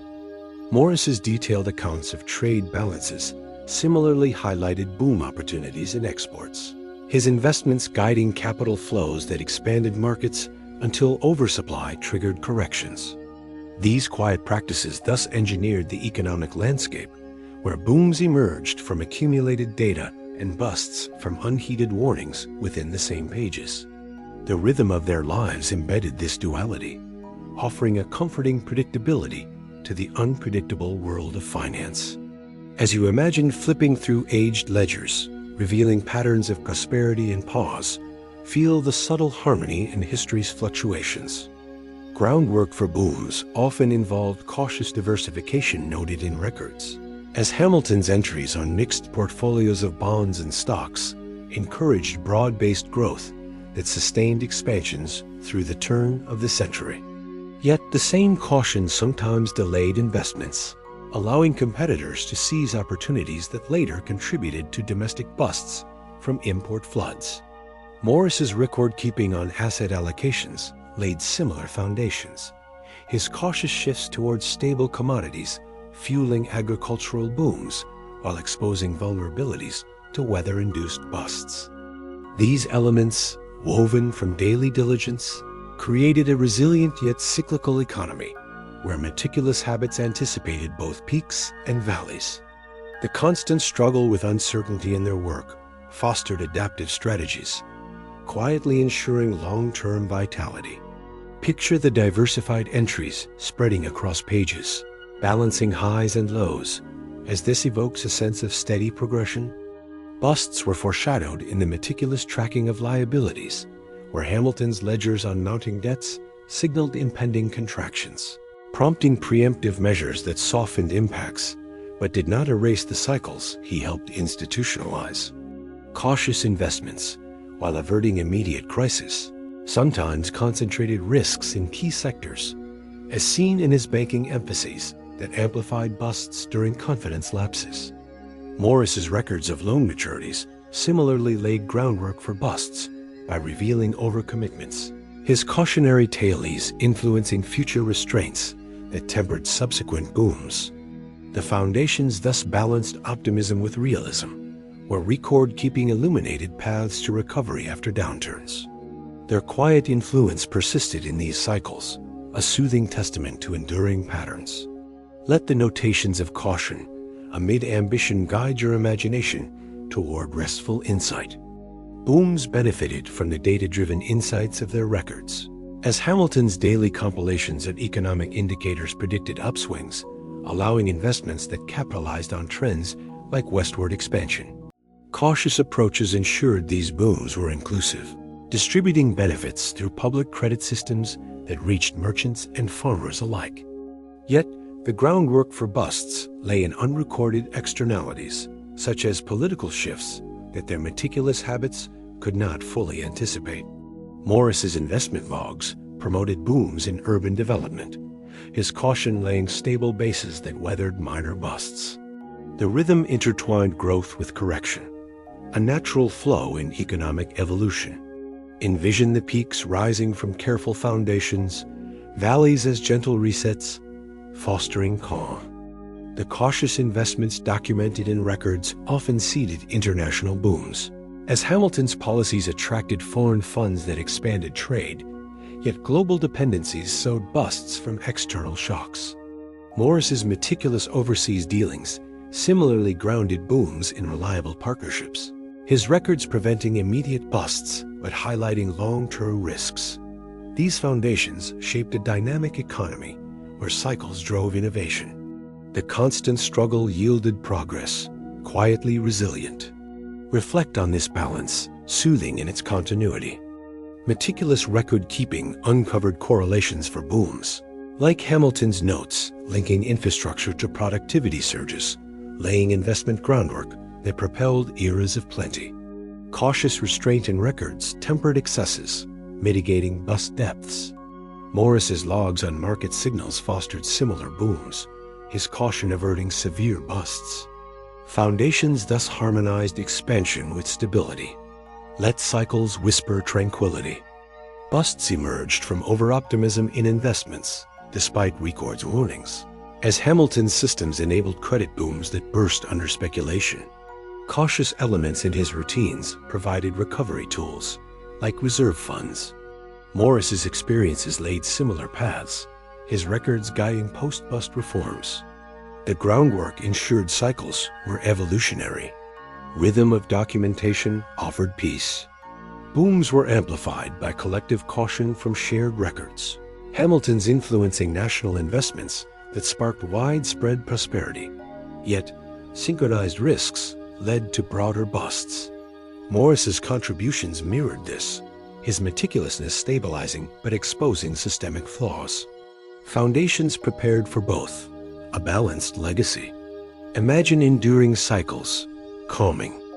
The meticulous and cautious interplay laid intellectual groundwork, inspiring economists to study booms and busts through preserved records.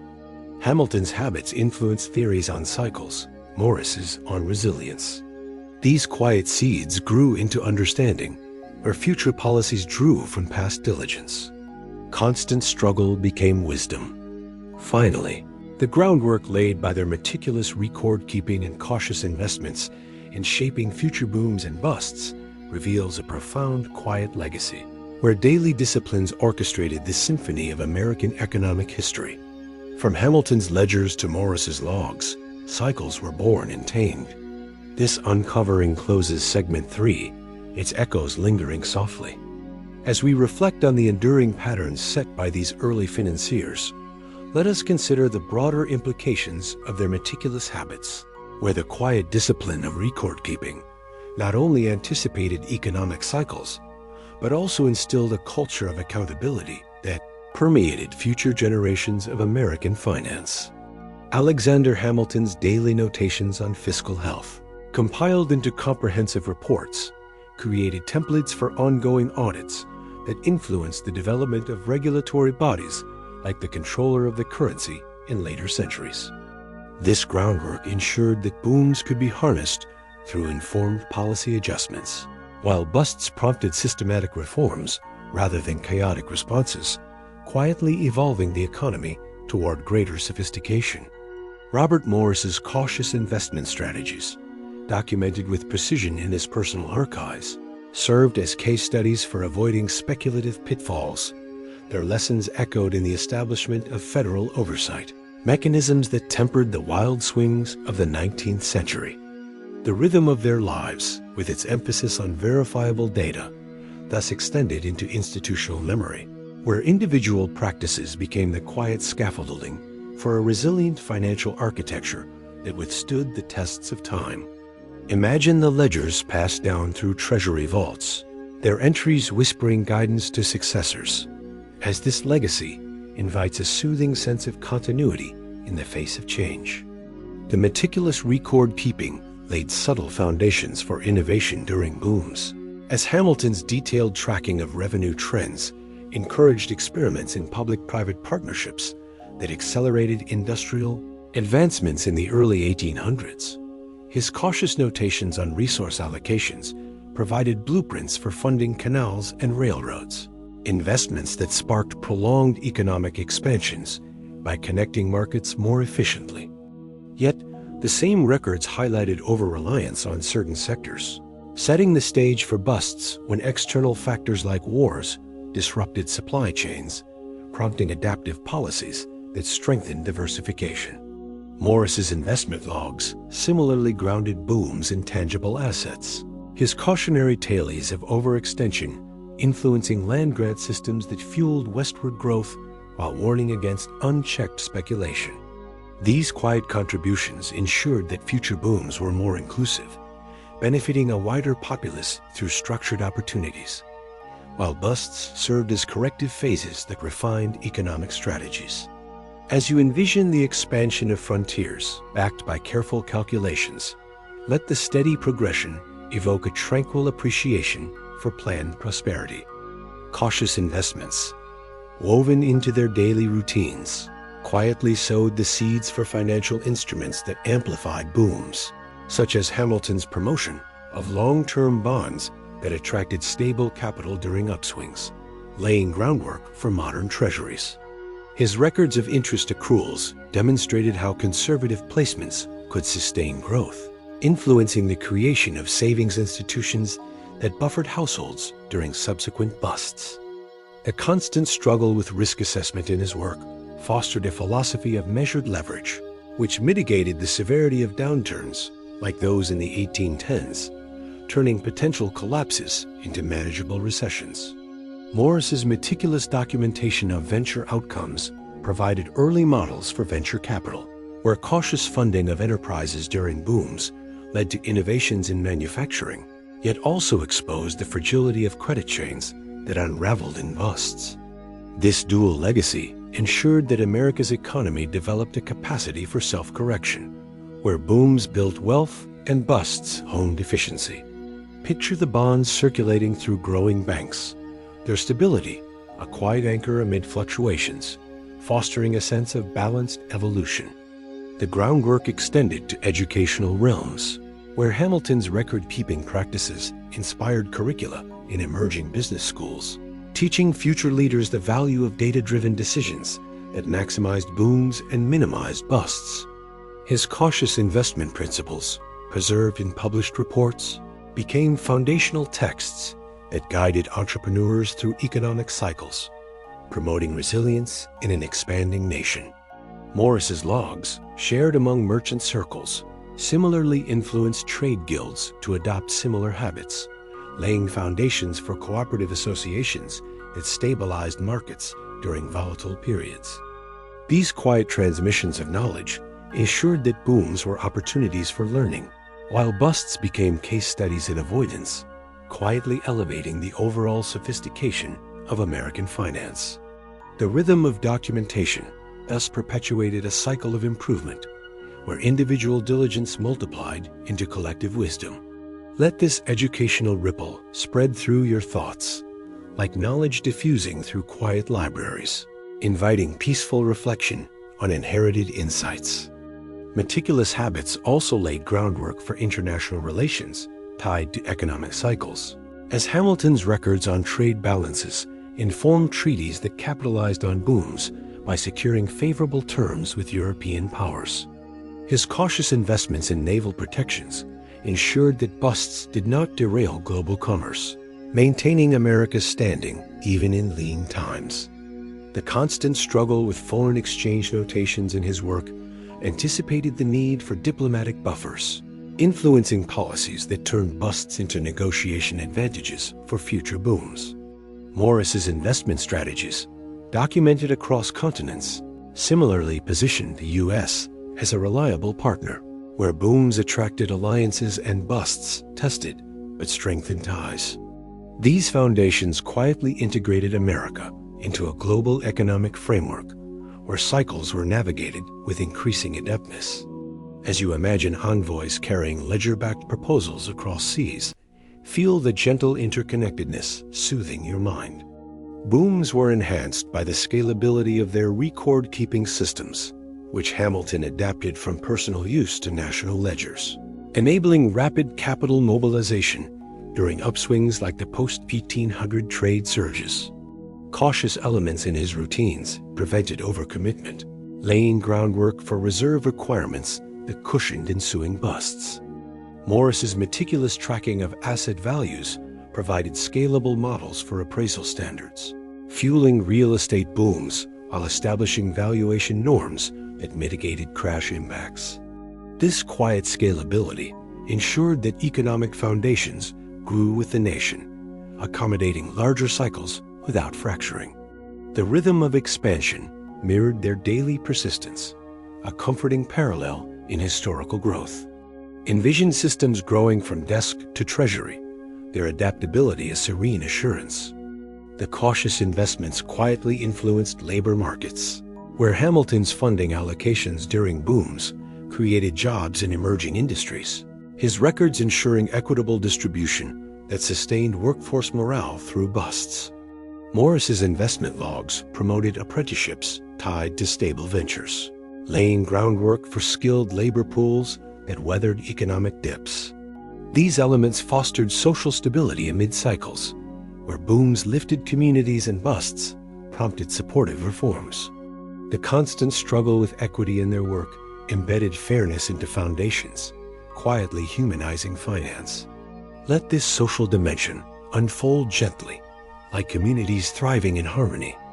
Groundwork for busts included early warning systems and records, as Hamilton's trend analysis flagged inflationary pressures that, when addressed, shortened downturn durations.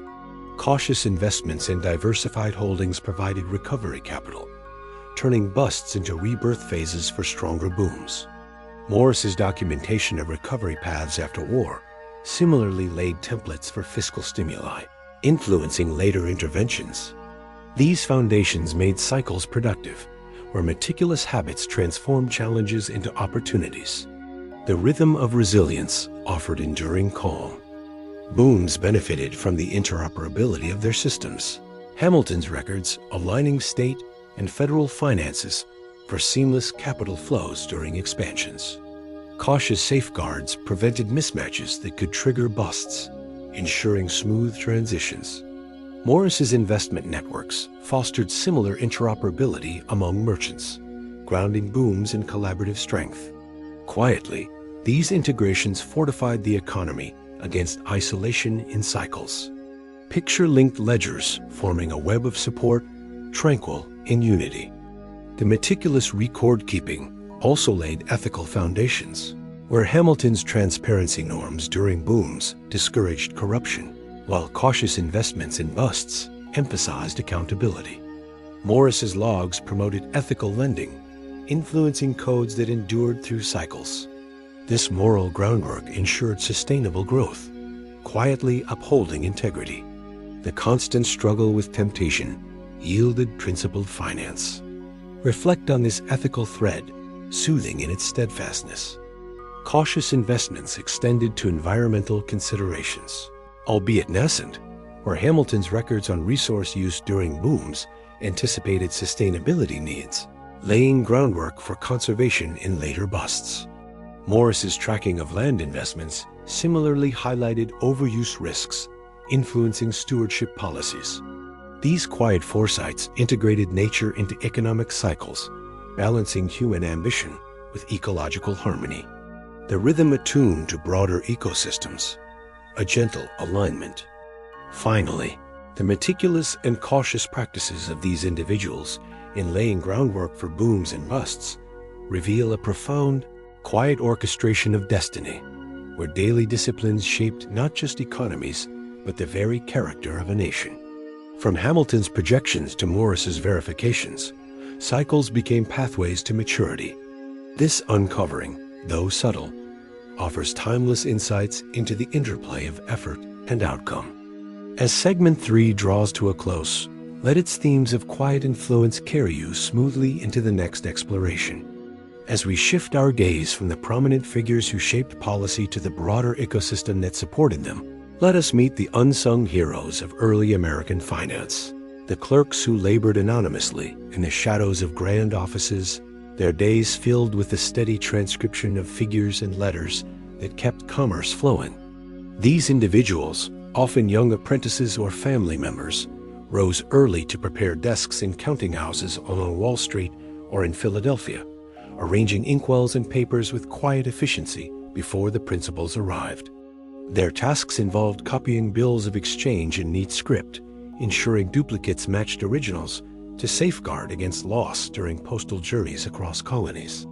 Alexander Hamilton relied on such clerks in the Treasury Department, where they verified incoming reports from customs collectors, their meticulous cross-checks preventing discrepancies that could undermine national credit. Robert Morris employed a team of these dedicated workers in his merchant firm, assigning them to tally shipments of flour or tobacco their repetitive entries forming the reliable data upon which larger decisions rested. Imagine yourself as one of these clerks, seated on a wooden stool in a dimly lit room, the faint scent of ink surrounding you, as the rhythm of their lives contributed silently to the turning wheels of an emerging economy. The meticulous accountants, another layer of these unseen architects, brought specialized skill to balancing complex books from multiple clients, often working late into evenings by candlelight to reconcile accounts that spanned international trades. These professionals, trained through apprenticeships rather than formal schools, developed systems for tracking debits and credits that borrowed from European methods, yet adapted to American realities like fluctuating currencies. In Hamilton's era, accountants audited state debts during the assumption process, their quiet diligence uncovering hidden assets or liabilities that informed federal policies. Morris surrounded himself with such experts during the Revolution, entrusting them with verifying supplier invoices to ensure wartime funds were allocated without waste. Their work, though rarely credited in historical narratives, provided the accuracy that built trust among investors wary of a new nation's stability. As you picture these accountants hunched over ledgers, quills scratching softly, let their uncelebrated precision evoke a sense of the quiet foundation upon which visible achievements stood. Quiet innovators among the clerks and accountants introduced subtle improvements to daily processes, such as standardized forms for common transactions that reduced errors and saved time in bustling offices. One such figure might devise a shorthand for frequent entries, sharing it among colleagues to streamline bookkeeping without fanfare, their ideas spreading organically through merchant networks. In the Treasury under Hamilton, innovative clerks experimented with tabular layouts for reports, making data easier to digest for congressional reviews and influencing the presentation of financial information. Morris's staff included innovators who refined inventory tracking for his vast trade operations, implementing color-coded notations that prevented mix-ups in warehouse records. These small advancements, born from repetitive tasks, accumulated into efficiencies that supported the scaling of finance during rapid national growth. The constant struggle with cumbersome methods in their routines sparked this understated creativity, turning potential frustration into practical evolution. Clerks often handled correspondence, drafting replies under supervision or sealing letters with wax impressions that denoted authenticity, their careful wording preserving professional relationships across distances. Hamilton's office hummed with such activity, clerks managing the influx of petitions and queries that kept the Treasury connected to distant ports and farms. These unsung roles extended to archiving, where clerks organized documents in bound volumes for future reference, ensuring historical continuity in financial records. Morris depended on clerks for dispatching promissory notes, their timely preparations enabling swift responses to market opportunities. The rhythm of their lives, marked by these supportive duties, kept the larger machinery operational without drawing attention to themselves. Envision the stack of outgoing letters on a clerk's desk, each one a thread in the nation's economic fabric, as this imagery fosters a tranquil recognition of collective effort. Meticulous accountants served as gatekeepers of integrity, conducting internal audits that detected irregularities before they escalated, their findings whispered to principals rather than publicized. In early banks modeled after Morris's institutions, accountants verified teller balances daily, their quiet vigilance preventing embezzlement in an era of limited oversight. Hamilton benefited from accountants who reconciled tariff collections, their precision ensuring revenues matched projections and supported debt repayments. These heroes operated with a code of discretion, their work shielding reputations while upholding standards that became implicit in American finance. The repetitive nature of their verifications cultivated an ethos of reliability, passed down through generations of practitioners. Let this veil of discretion settle softly, highlighting the honor in unseen service.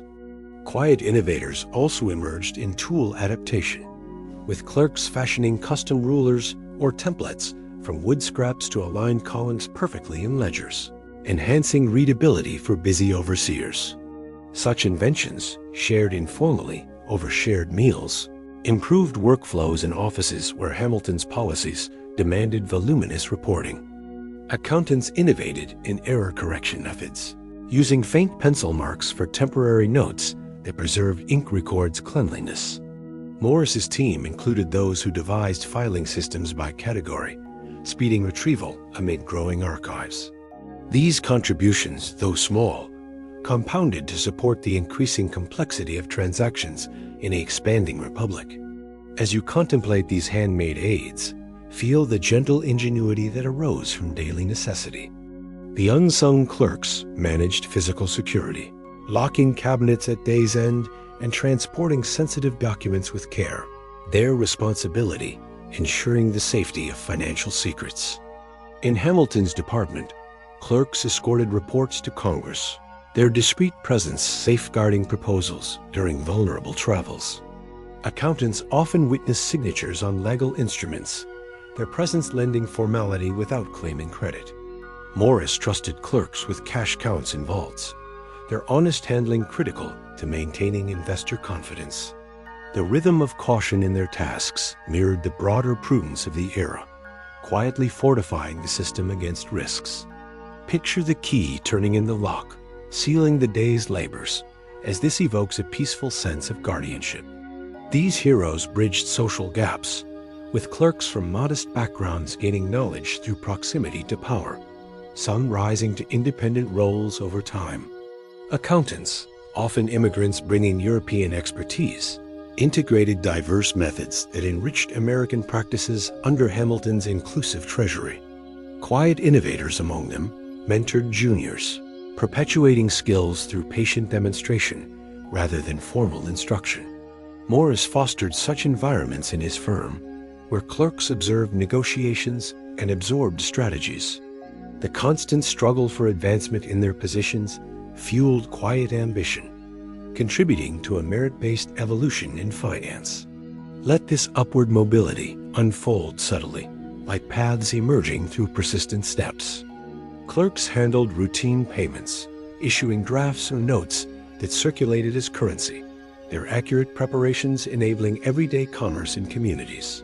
Hamilton's clerks processed soldier pensions post-war, their meticulous lists ensuring fair distributions that stabilized society.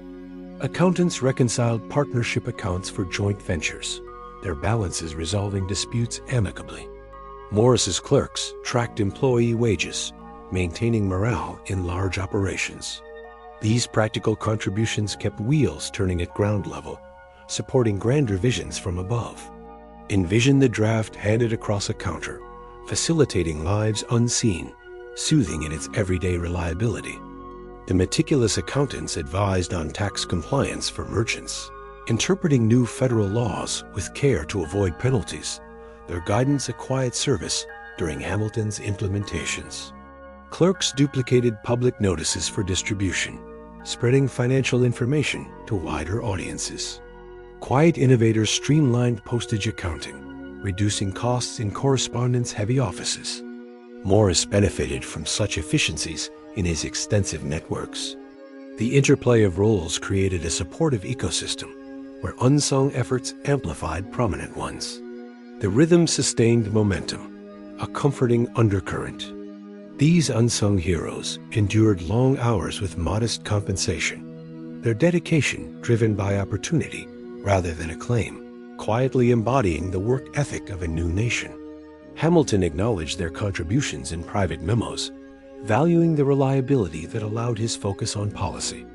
Accountants preserved confidentiality amid political pressures, their integrity a shield for sensitive data.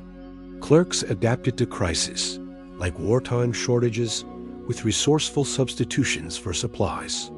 This resilience kept finance operational through turbulence, a quiet strength. Reflect on their endurance, calming in its steadfastness. Quiet innovators anticipated needs, preparing templates for recurring reports that saved time during busy seasons under Hamilton's demanding schedule. Morris's staff innovated in commodity grading records, standardizing quality assessments for trade. Clerks organized reference libraries of past transactions, aiding quick decisions. Accountants developed amortization schedules for loans, concepts that influenced modern practices. These forward-thinking acts, born from repetition, laid subtle bridges to future sophistication. Let innovation whisper through routine, gentle in emergence. Finally, meeting these unsung heroes, the clerks, meticulous accountants, and quiet innovators reveals the human mosaic behind early finance, where countless anonymous contributions kept the wheels turning smoothly. From transcription to verification, their labors formed an indispensable layer. Beyond famous names, these figures deserve quiet remembrance for their enduring support. As this subsection closes, their presence lingers softly, inviting appreciation for the unseen. As we linger a moment longer with these unsung figures, let us explore how their seemingly small, repetitive tasks formed the bedrock upon which today's complex financial instruments are built, beginning with the humble act of duplicating bills of exchange that evolved into the standardized securities traded on modern exchanges. Clerks in early offices spent hours copying these documents with identical wording and signatures, ensuring reliability in an era when a single lost original could halt commerce, their careful repetitions establishing norms of uniformity that underpin bonds and stocks today. This routine duplication fostered trust in paper promises, allowing distant investors to participate without physical presence, a principle echoed in the dematerialized shares held electronically in contemporary portfolios. Accountants, through daily reconciliations of multiple accounts, refined double-entry bookkeeping into a robust system that tracks vast derivatives and hedges with the same foundational logic of balancing debits against credits. The quiet persistence in these tasks created layers of verifiable data, essential for the algorithmic models that now price complex options and futures. Imagine the clerk's quill moving steadily across duplicate pages, each stroke a quiet brick in the edifice of modern markets, as this imagery invites a serene recognition of origins in simplicity. Repetitive tasks, like tallying inventories for merchants, gradually developed into the comprehensive balance sheets that support corporate valuations and mergers in today's global economy. Unsung accountants in Morris's firm recorded shipments of goods with meticulous detail, noting quantities and values that informed profit calculations, their methods scaling to the financial statements required for public companies on exchanges like the NYSE. These small entries captured the flow of capital through trade, laying groundwork for cash flow analyses that guide investment decisions in sophisticated instruments such as collateralized debt obligations. Clerks handling promissory notes learned to annotate conditions and endorsements, practices that evolved into the covenants and clauses embedded in modern loan syndications and structured finance. The constant struggle with manual accuracy in their routines honed precision that digital systems now automate yet still rely upon for integrity. As you envision rows of neat figures aligning in an old ledger, feel the gentle continuity linking those modest tallies to the vast spreadsheets powering contemporary finance. The seemingly minor chore of archiving correspondence and records preserved institutional knowledge that became the historical data sets fueling predictive analytics in current markets. Clerks filing letters by date or correspondent created retrievable archives that Hamilton's Treasury drew upon for policy continuity. Their organizational habits, precursor to the databases that store transaction histories for regulatory compliance and risk modeling. Quiet innovators among them introduced indexing methods, subtle enhancements that prefigured searchable ledgers, now central to blockchain, verifications, and smart contracts. Accountants verifying multi-party transactions daily built protocols for settlement that underpin clearinghouses managing trillions in derivatives daily. These repetitive acts of preservation ensured that lessons from past deals informed future ones, forming the experiential bedrock for instruments like swaps that hedge against uncertainties. Let the image of documents, carefully bound and shelved, evoke a tranquil sense of accumulated wisdom, where small tasks compound into enduring structures. Tasks involving the calculation of interest on loans, performed routinely by accountants, established compounding principles that are fundamental to the pricing of bonds and the valuation of perpetuities in modern portfolios. In early offices, these computations done by hand with tables or abacuses taught the power of time in money's growth. Insights scaled into the yield curves that guide central bank policies and fixed income trading today. Clerks drafting payment schedules for bills of exchange practiced sequencing cash flows, a direct ancestor to the amortization models in mortgage-backed securities and asset-backed financing. The meticulous repetition instilled discipline in forecasting returns, essential for the Monte Carlo simulations that assess complex structured products. Morris's staff, tracking interest on wartime loans, refined accrual methods that prevent mismatches now monitored by sophisticated accounting software. Picture the quiet addition of interest lines in a journal, each one a seed for the exponential growth mechanisms of contemporary finance, soothing in its patient unfolding. Repetitive verification of signatures and seals on documents cultivated authentication practices that evolved into the cryptographic signatures, securing digital transactions and blockchain ledgers. Unsung clerks compared endorsements carefully, spotting forgeries that could unravel chains of credit, their vigilance foundational to the Know Your Customer protocols and anti-money laundering systems in today's banks. Accountants reconciling interbank transfers daily built clearing mechanisms that prefigured the real-time gross settlement systems managing global payments. These small acts of confirmation created networks of trust without which complex instruments like credit default swaps could not function reliably. The rhythm of daily checks fostered a culture of due diligence that underpins rating agencies and audit firms overseeing modern markets. As you reflect on a clerk holding a document to candlelight for scrutiny, let this careful gaze connect past caution to present safeguards, a gentle thread of security. The task of aggregating individual transactions into summary reports, handled by quiet teams, laid groundwork for the consolidated financial statements that enable securitization and the bundling of assets into tradable pools. Hamilton's clerks compiled customs data into overviews that revealed national trends, their summations scaling to the macroeconomic indicators driving exchange-traded funds and index products. Accountants blending merchant accounts into partnership balances practiced consolidation techniques, now standard in conglomerates and private equity structures. These repetitive aggregations transformed fragmented data into coherent pictures, essential for the big data analytics pricing exotic derivatives. The constant effort to synthesize details built the informational bedrock for markets, where complexity arises from layered simplicity. Envision the report pages bound together, forming a whole greater than parts, as this harmony invites peaceful contemplation of interconnected growth. Seemingly routine correspondence management by clerks facilitated information flow that became the market signals interpreted by high-frequency trading algorithms today. Drafting confirmations of trades or queries on balances kept parties aligned, their timely exchanges precursor to the order books and quote systems in electronic exchanges. Quiet innovators streamlining letter templates accelerated communication, foreshadowing standardized messaging protocols like SWIFT in international finance.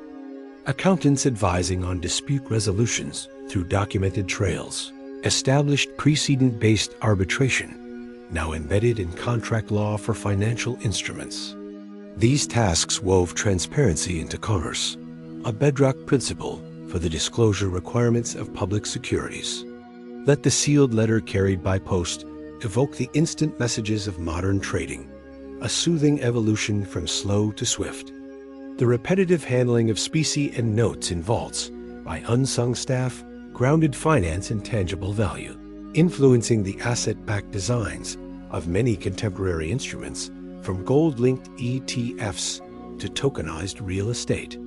Clerks counting coins daily ensured parity with records, their physical verifications building confidence in fiat extensions that support fractional reserve banking and leverage.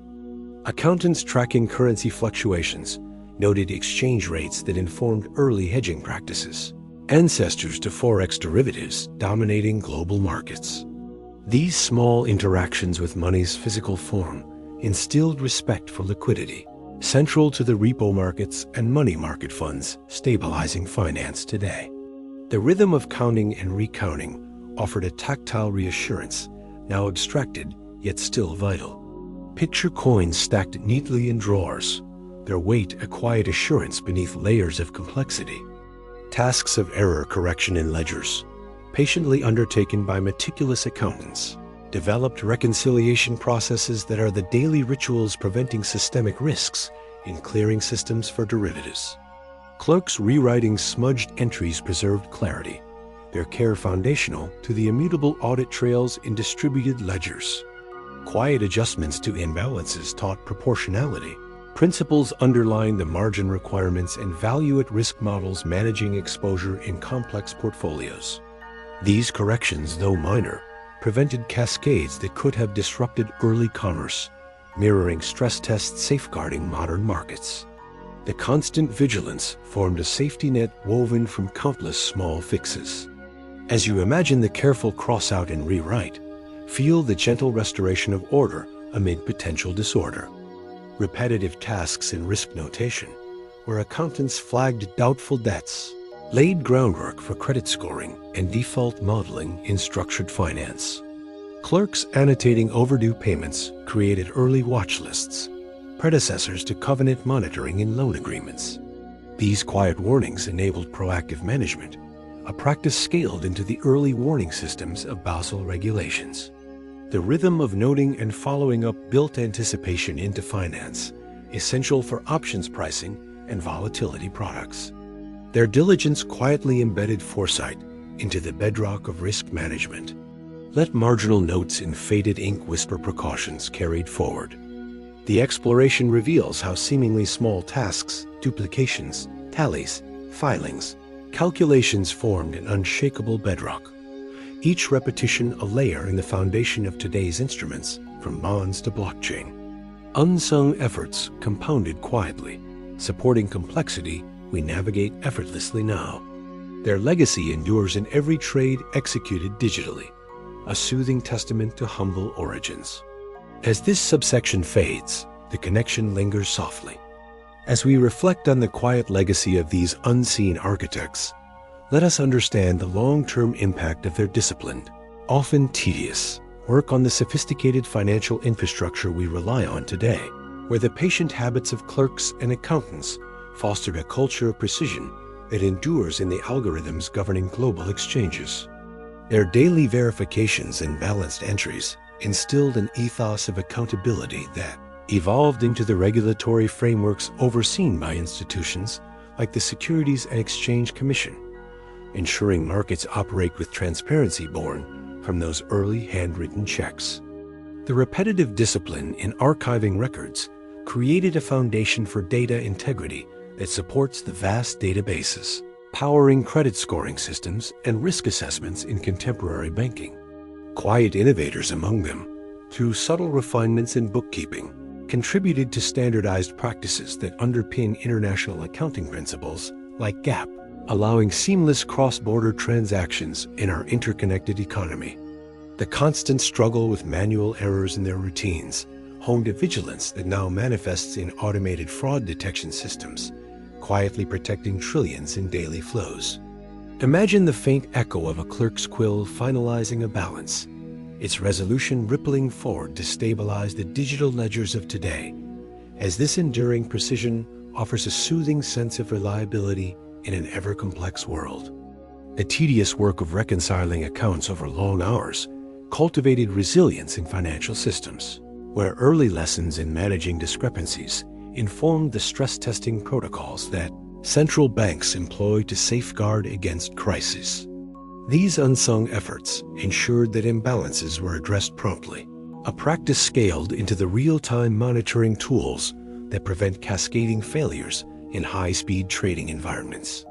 Their disciplined approach to documenting every transaction built trust networks that evolved into the clearinghouses, settling derivatives and securities with efficiency unimaginable in their era. Accountants' careful interest calculations laid groundwork for the compound growth models embedded in retirement funds and pension systems serving millions today.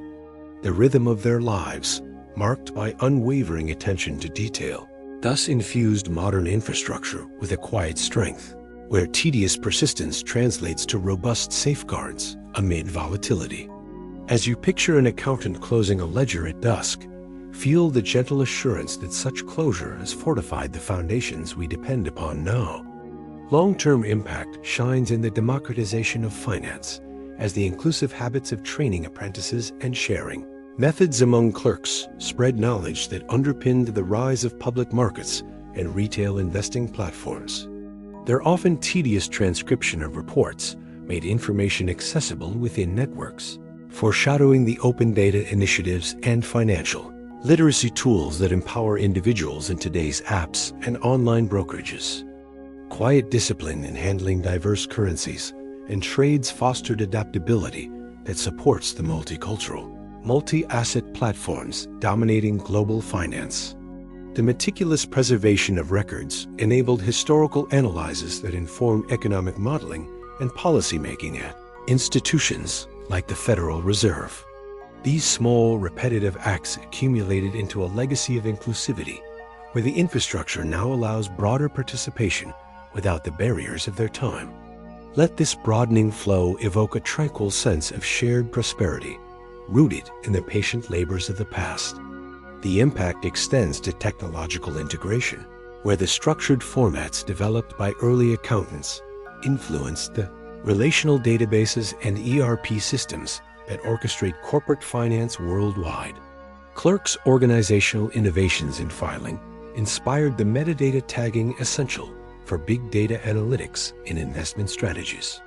Their tedious yet disciplined error tracking cultivated a culture of continuous improvement that drives the iterative updates in fintech applications and blockchain protocols. Quiet innovators' adaptations to limited tools prefigured the resourceful coding that builds resilient networks against cyber threats. The constant dedication to accuracy in their work thus permeates the sophisticated algorithms ensuring fairness in automated trading and loan approvals. Envision the neat columns of an old journal mirroring the clean interfaces of modern dashboards, as this alignment brings a peaceful harmony between eras. Disciplined work also shaped ethical standards, as the integrity demanded in verifying transactions without oversight became the bedrock for codes of conduct in financial professions today. Unsung accountants' discreet handling of sensitive data set precedents for privacy regulations like GDPR that protect personal information in digital banking. Their tedious compliance with emerging laws during Hamilton's tenure influenced the layered governance structures, preventing conflicts in asset management firms. The quiet commitment to fairness and reconciliations fostered impartiality, now enforced through independent audits and fiduciary duties. This long-term ethical infrastructure quietly upholds public confidence, allowing complex systems to function without constant scrutiny. As you reflect on a sealed document preserved with care, sense the enduring trust it has helped cultivate in our financial world. The tedious routines contributed to sustainability in finance, where careful resource allocation noted in records anticipated the environmental, social, and governance criteria integrated into modern investment funds. Clerks tracking long-term debts highlighted the perils of overextension, lessons embedded in debt sustainability analyses guiding international lending today. Accountants' projections of revenues and expenditures laid foundations for budgetary disciplines in sovereign wealth funds and public finance management. Quiet discipline in conserving supplies mirrored the efficiency drives in green banking initiatives, reducing paper and energy use. These habits ensured that infrastructure evolved responsibly, balancing growth with prudence over centuries. Picture the sparing use of ink in a ledger extending to optimize digital processes, a gentle conservation threading through time. Impact on crisis response reveals their legacy, as the adaptive verifications during economic strains informed the rapid intervention tools deployed in recent downturns, like quantitative easing programs. Meticulous documentation of past recoveries provided blueprints for stimulus packages that stabilize employment and markets. Their disciplined maintenance of reserves influenced capital adequacy requirements that bolster banks against shocks. The rhythm of steady correction in their work echoes in the countercyclical policies smoothing volatility today. This preparedness, born from tedious vigilance, offers quiet reassurance in infrastructure designed for endurance. Let the calm resolution of an imbalance in old books mirror modern recoveries, soothing in their reliability. The long-term democratization through education stems from their routines, where apprentices absorbing methods perpetuated knowledge that fueled the proliferation of financial education and certification programs. Clerks rising through ranks exemplified mobility that inspires career paths in finance accessible via online courses today. Accountants shared techniques built professional societies advancing standards globally. Quiet teaching moments in offices laid groundwork for the vast training ecosystems supporting the industry's workforce. This impact broadens participation, making sophisticated tools available to diverse users. Envision knowledge passing hand to hand, expanding like calm waters reaching new shores. Disciplined work influenced innovation cycles, as the iterative improvements in processes prefigured the agile methodologies in fintech development. Tedious testing of new formats honed experimentation that drives blockchain and AI integrations in finance. Their persistence through limitations inspired the robust debugging in software, ensuring transactional security. The constant refinement quietly accelerated progress, turning infrastructure into a dynamic yet stable platform. This legacy of disciplined innovation fosters ongoing evolution, a gentle forward momentum. The impact on global infrastructure manifests in harmonized standards, where early uniform practices influenced e-face convergence facilitating cross-border investments. Clerks' consistent scripting of instruments enabled scalability that supports multinational corporations' financing. Accountants' cross-verifications built interoperability now vital in payment systems like SEPA or SWIFT evolutions. Quiet alignment efforts wove a worldwide web from local threads. The rhythm unified diverse elements, soothing in its cohesive reach. Finally, understanding the long-term impact reveals how they're disciplined, often tedious, work crafted an infrastructure of unparalleled sophistication, where every verification and entry contributed to systems we navigate effortlessly today. From regulatory safeguards to ethical norms, their quiet legacy endures in the stability and accessibility of modern finance.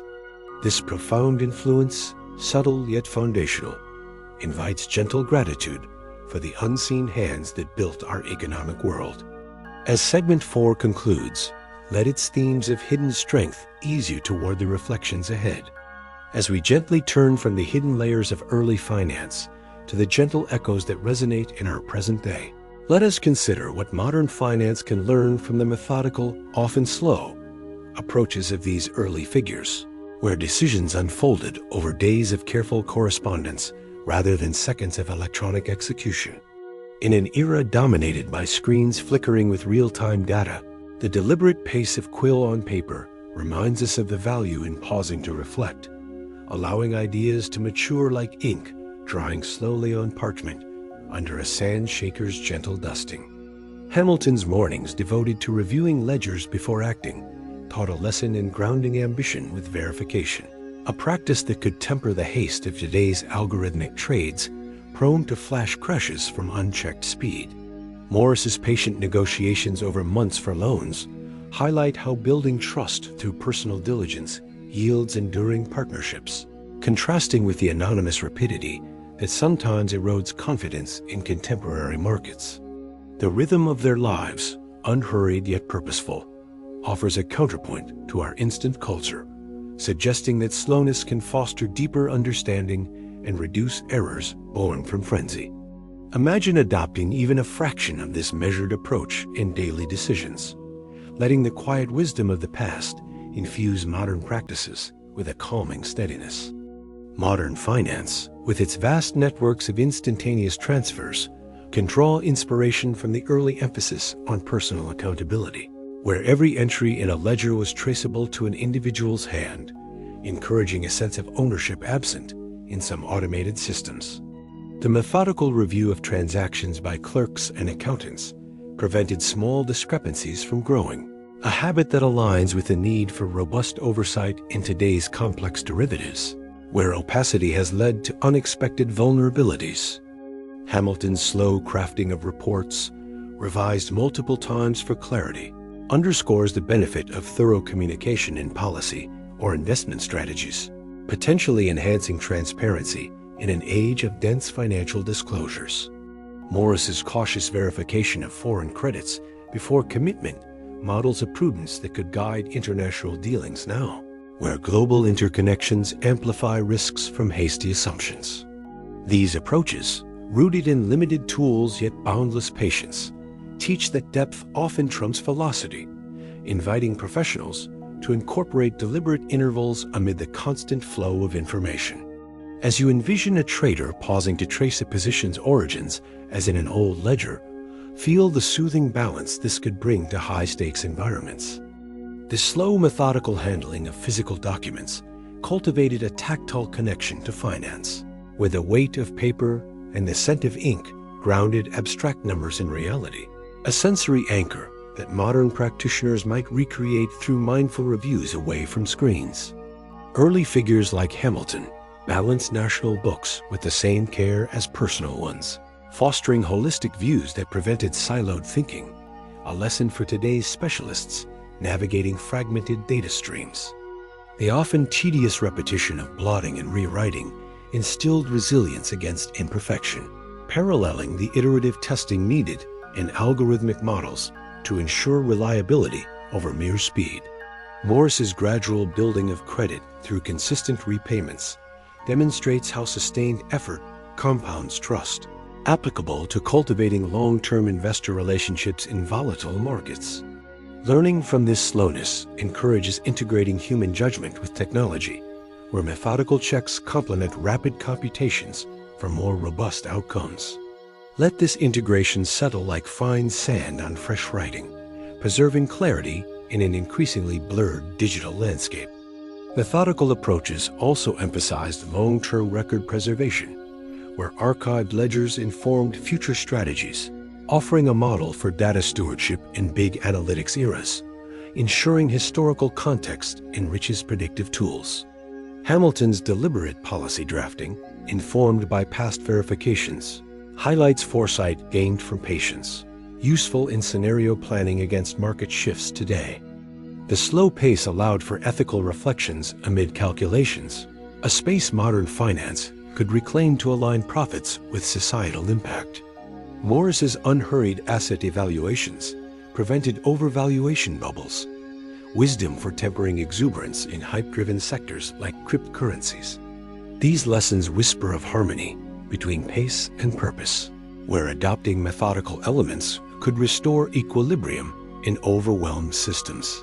Picture a quiet corner for reflection amid trading floors, echoing the contemplative offices of old as peace emerges from intentional slowness. The early reliance on face-to-face clarifications in negotiations taught nuanced understanding, a skill translatable to interpreting subtle signals in data-heavy environments, enhancing decision quality over quantity.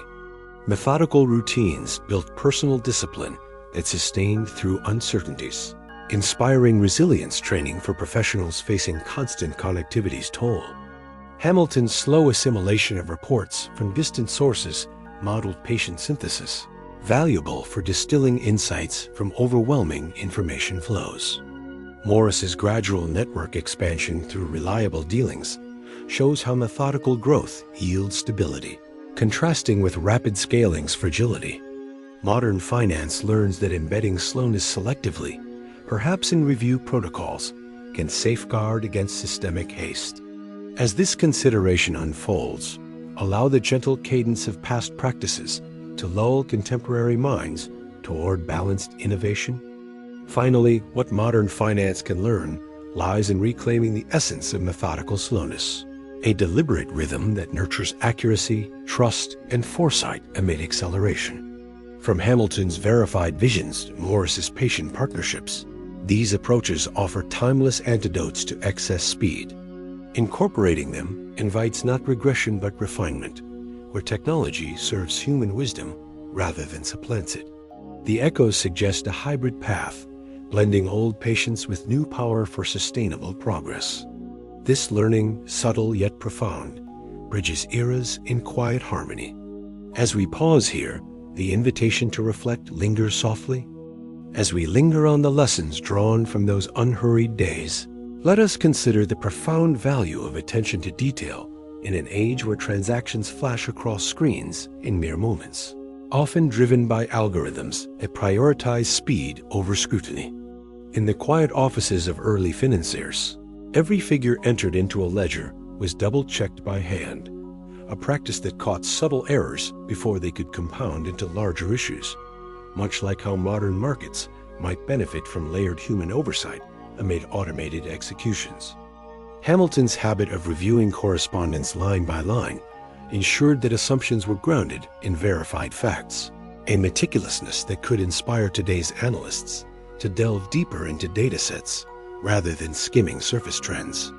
Morris's careful annotation of risks in investment notes highlighted potential pitfalls early, offering a model for incorporating granular risk assessments into high-frequency strategies that sometimes overlook nuanced signals.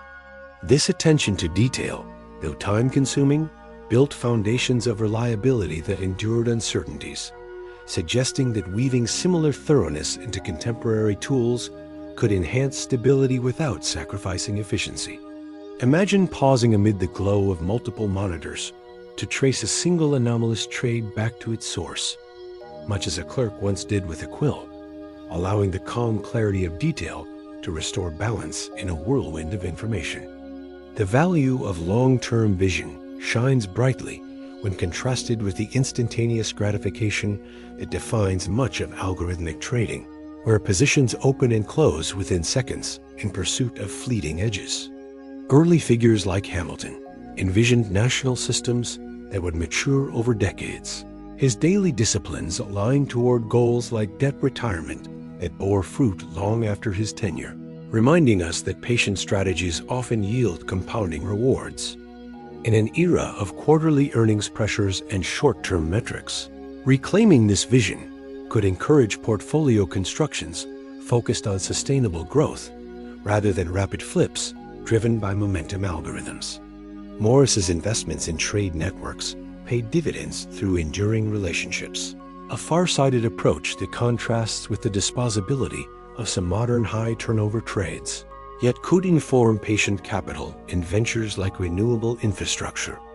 Attention to detail supported this vision by ensuring each step was sound, preventing the erosion of gains from overlooked flaws, a synergy applicable to building resilient algorithms that prioritize enduring patterns over ephemeral noise. As you reflect on this, let the image of a financier gazing beyond the day's balances toward future prosperity evoke a gentle shift toward visionary patience in your own considerations. In the rush of instantaneous gratification, where alerts ping relentlessly and decisions cascade from code, the early emphasis on detailed verification offers a grounding force, much like an anchor in turbulent waters. Hamilton's methodical balancing acts prevented fiscal drifts that could have unraveled the young economy, illustrating how granular checks in today's system, perhaps through enhanced audit trails and blockchain trades, could mitigate cascading errors from flawed inputs. Long-term vision tempered by detail allowed these figures to navigate wars and panics with foresight, their records serving as maps for recovery, a practice that could guide modern stress testing beyond immediate horizons. Morris's detailed tracking of commodity cycles informed investments that weathered seasons, suggesting that incorporating historical depth into machine learning models might reveal cycles obscured by short data biases. This blend of meticulous care and extended outlook fostered resilience, where gratification came not from quick wins, but from knowing structures were soundly built. Picture the slow accumulation of verified entries forming a sturdy archive, its strength a quiet counter to the ephemeral thrill of instant trades. Attention to detail in an algorithmic age could manifest in refining inputs with human insight, ensuring that the vast data fed into models is curated with the same care as an accountant's cross-references. Early routines of blotting and rewriting to perfect documents symbolize the iterative polishing needed for robust trading systems, where rushed deployments invite vulnerabilities. Long-term vision, nurtured through such detail, enabled Hamilton to design institutions that evolved with the nation, inspiring contemporary designers to build platforms with adaptability for decades ahead rather than obsolescence in years. Morris's patient monitoring of repayments built creditworthiness that spanned lifetimes, a vision applicable to cultivating ethical AI that aligns with enduring principles over profit spikes. The value lies in this harmonious interplay, where detail safeguards vision, and vision elevates detail beyond tedium into legacy. Let this interplay settle like a steady breath, harmonizing the rapid pulse of now with the measured heartbeat of then. The instantaneous nature of modern trading often amplifies short-term noise, yet the early commitment to detailed long-range planning offers a filter, distinguishing signal from distraction in overwhelming flows. Hamilton's vision for a diversified economy, detailed in reports honed over months, countered reliance on single sectors, a strategy that could inform portfolio diversification algorithms against concentration risks. Attention to minutiae in verifying foreign exchanges prevented exploitative terms, paralleling the need for detailed governance in decentralized finance to avert hidden pitfalls. Morris's long-view investments in human networks yielded alliances that outlasted crisis, suggesting that fostering detailed relational data in trading ecosystems might enhance collaborative stability. This value reassures in volatile times, where gratification delayed through careful vision often proves most fulfilling. As you contemplate markets humming with speed, envision infusing them with threads of patient detail, weaving a tapestry of enduring strength. Finally, considering this value reveals a timeless equilibrium. Attention to detail as the guardian of long-term vision in a world tempted by instant rewards. From quill-scratched ledgers to coded executions, the early approaches illuminate paths to integrate slowness meaningfully, enriching algorithmic precision with human depth. This consideration invites not rejection of speed, but its tempering, where detail and vision coalesce for wiser gratification. The echoes encourage balance, a soothing bridge between eras. As we hold this thought, the relevance deepens gently. As we draw this soothing journey to a close, let us reflect on how understanding the foundations of finance can offer surprising insights into current market trends and future directions, where the quiet diligence of early ledgers illuminates patterns that persist amid the digital storm of today. The meticulous caution of Hamilton and Morris in verifying every transaction reveals why markets still react sharply to trust erosion, as seen in recent volatility triggered by opaque practices in emerging sectors like digital assets. Their slow building of credit through consistent actions highlights how enduring institutions weather cycles, suggesting that current trends toward decentralized finance might benefit from reincorporating centralized accountability to mitigate wild swings. The repetitive tasks of unsung clerks, aggregating data into coherent records, prefigure the big data revolutions driving predictive trading, yet remind us that human-curated context prevents algorithms from amplifying noise into crashes. Grasping these origins uncovers why booms often follow infrastructure investments, echoing the canals and roads funded by early bonds, and offering clues to sustainable growth in green technologies today. Imagine tracing a modern market dip back to its roots in overlooked details, much like a forgotten marginal note in an old journal, as this connection fosters a gentle wisdom for navigating tomorrow's uncertainties with composed foresight. Understanding these foundations surprises with insights into behavioral trends, where the personal reputations staked on handwritten promises explain the enduring power of narrative in moving markets, from viral memes to earnings calls. Hamilton's long-term vision for diversified revenue streams anticipates why nations with balanced fiscal approaches recover faster from shocks, informing views on current debt debates and potential inflationary paths ahead. The tedious yet innovative adaptations of early tools mirror the iterative evolution in fintech, suggesting that future directions may favor hybrid systems blending automation's speed with human patience's depth. Morris's wartime financing through networks of trust highlights resilience in interconnected globals, offering perspective on how supply chain disruptions today echo past embargoes, guiding preparations for geopolitical shifts. These historical threads weave into contemporary patterns, revealing that trends like sustainable investing stem from early prudence in resource allocation, pointing toward ethical frameworks shaping tomorrow's capital flows. As you contemplate this tapestry linking past diligence to present pulses, let the surprising continuities settle into a tranquil awareness of finance's timeless rhythms. The foundations also illuminate future directions in regulation, where early self-imposed verifications evolved into oversight bodies, suggesting that current calls for transparency and algorithmic trading draw directly from those quill-enforced standards. Hamilton's reports, crafted with detail for congressional scrutiny, prefigure the disclosure requirements, curbing excesses in high-frequency domains, hinting at balanced rules that preserve innovation while protecting stability. Insights into boom-bust cycles from cautious record-keeping explain recurring patterns in asset bubbles, providing tools to anticipate corrections in overheated sectors like artificial intelligence ventures. Morris's patient repayment strategies surprise with relevance to sovereign debt management today, where gradual approaches could steer emerging economies toward sustainable trajectories amid rising rates. Reflecting on these origins offers not prediction, but perspective, a calm lens viewing trends as evolutions of human endeavor rather than random forces. Picture the future unfolding like a well-kept ledger, entries building steadily toward equilibrium, as this vision eases the mind into accepting change with graceful poise. Surprising insights emerge in the human element persisting through technology, where early face-to-face negotiations underscore why trust crises derail markets faster than data alone can repair, informing strategies for rebuilding confidence in post-scandal eras. The methodical slowness of drafting policies reveals why rushed implementations often falter, guiding thoughtful rollouts of central-banked digital currencies that might redefine money's flow.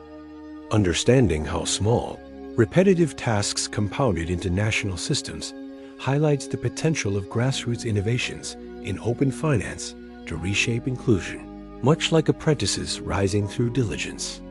These foundations suggest directions toward resilient hybrids, where past lessons temper future ambitions, preventing overreach in quantum trading or neural networks.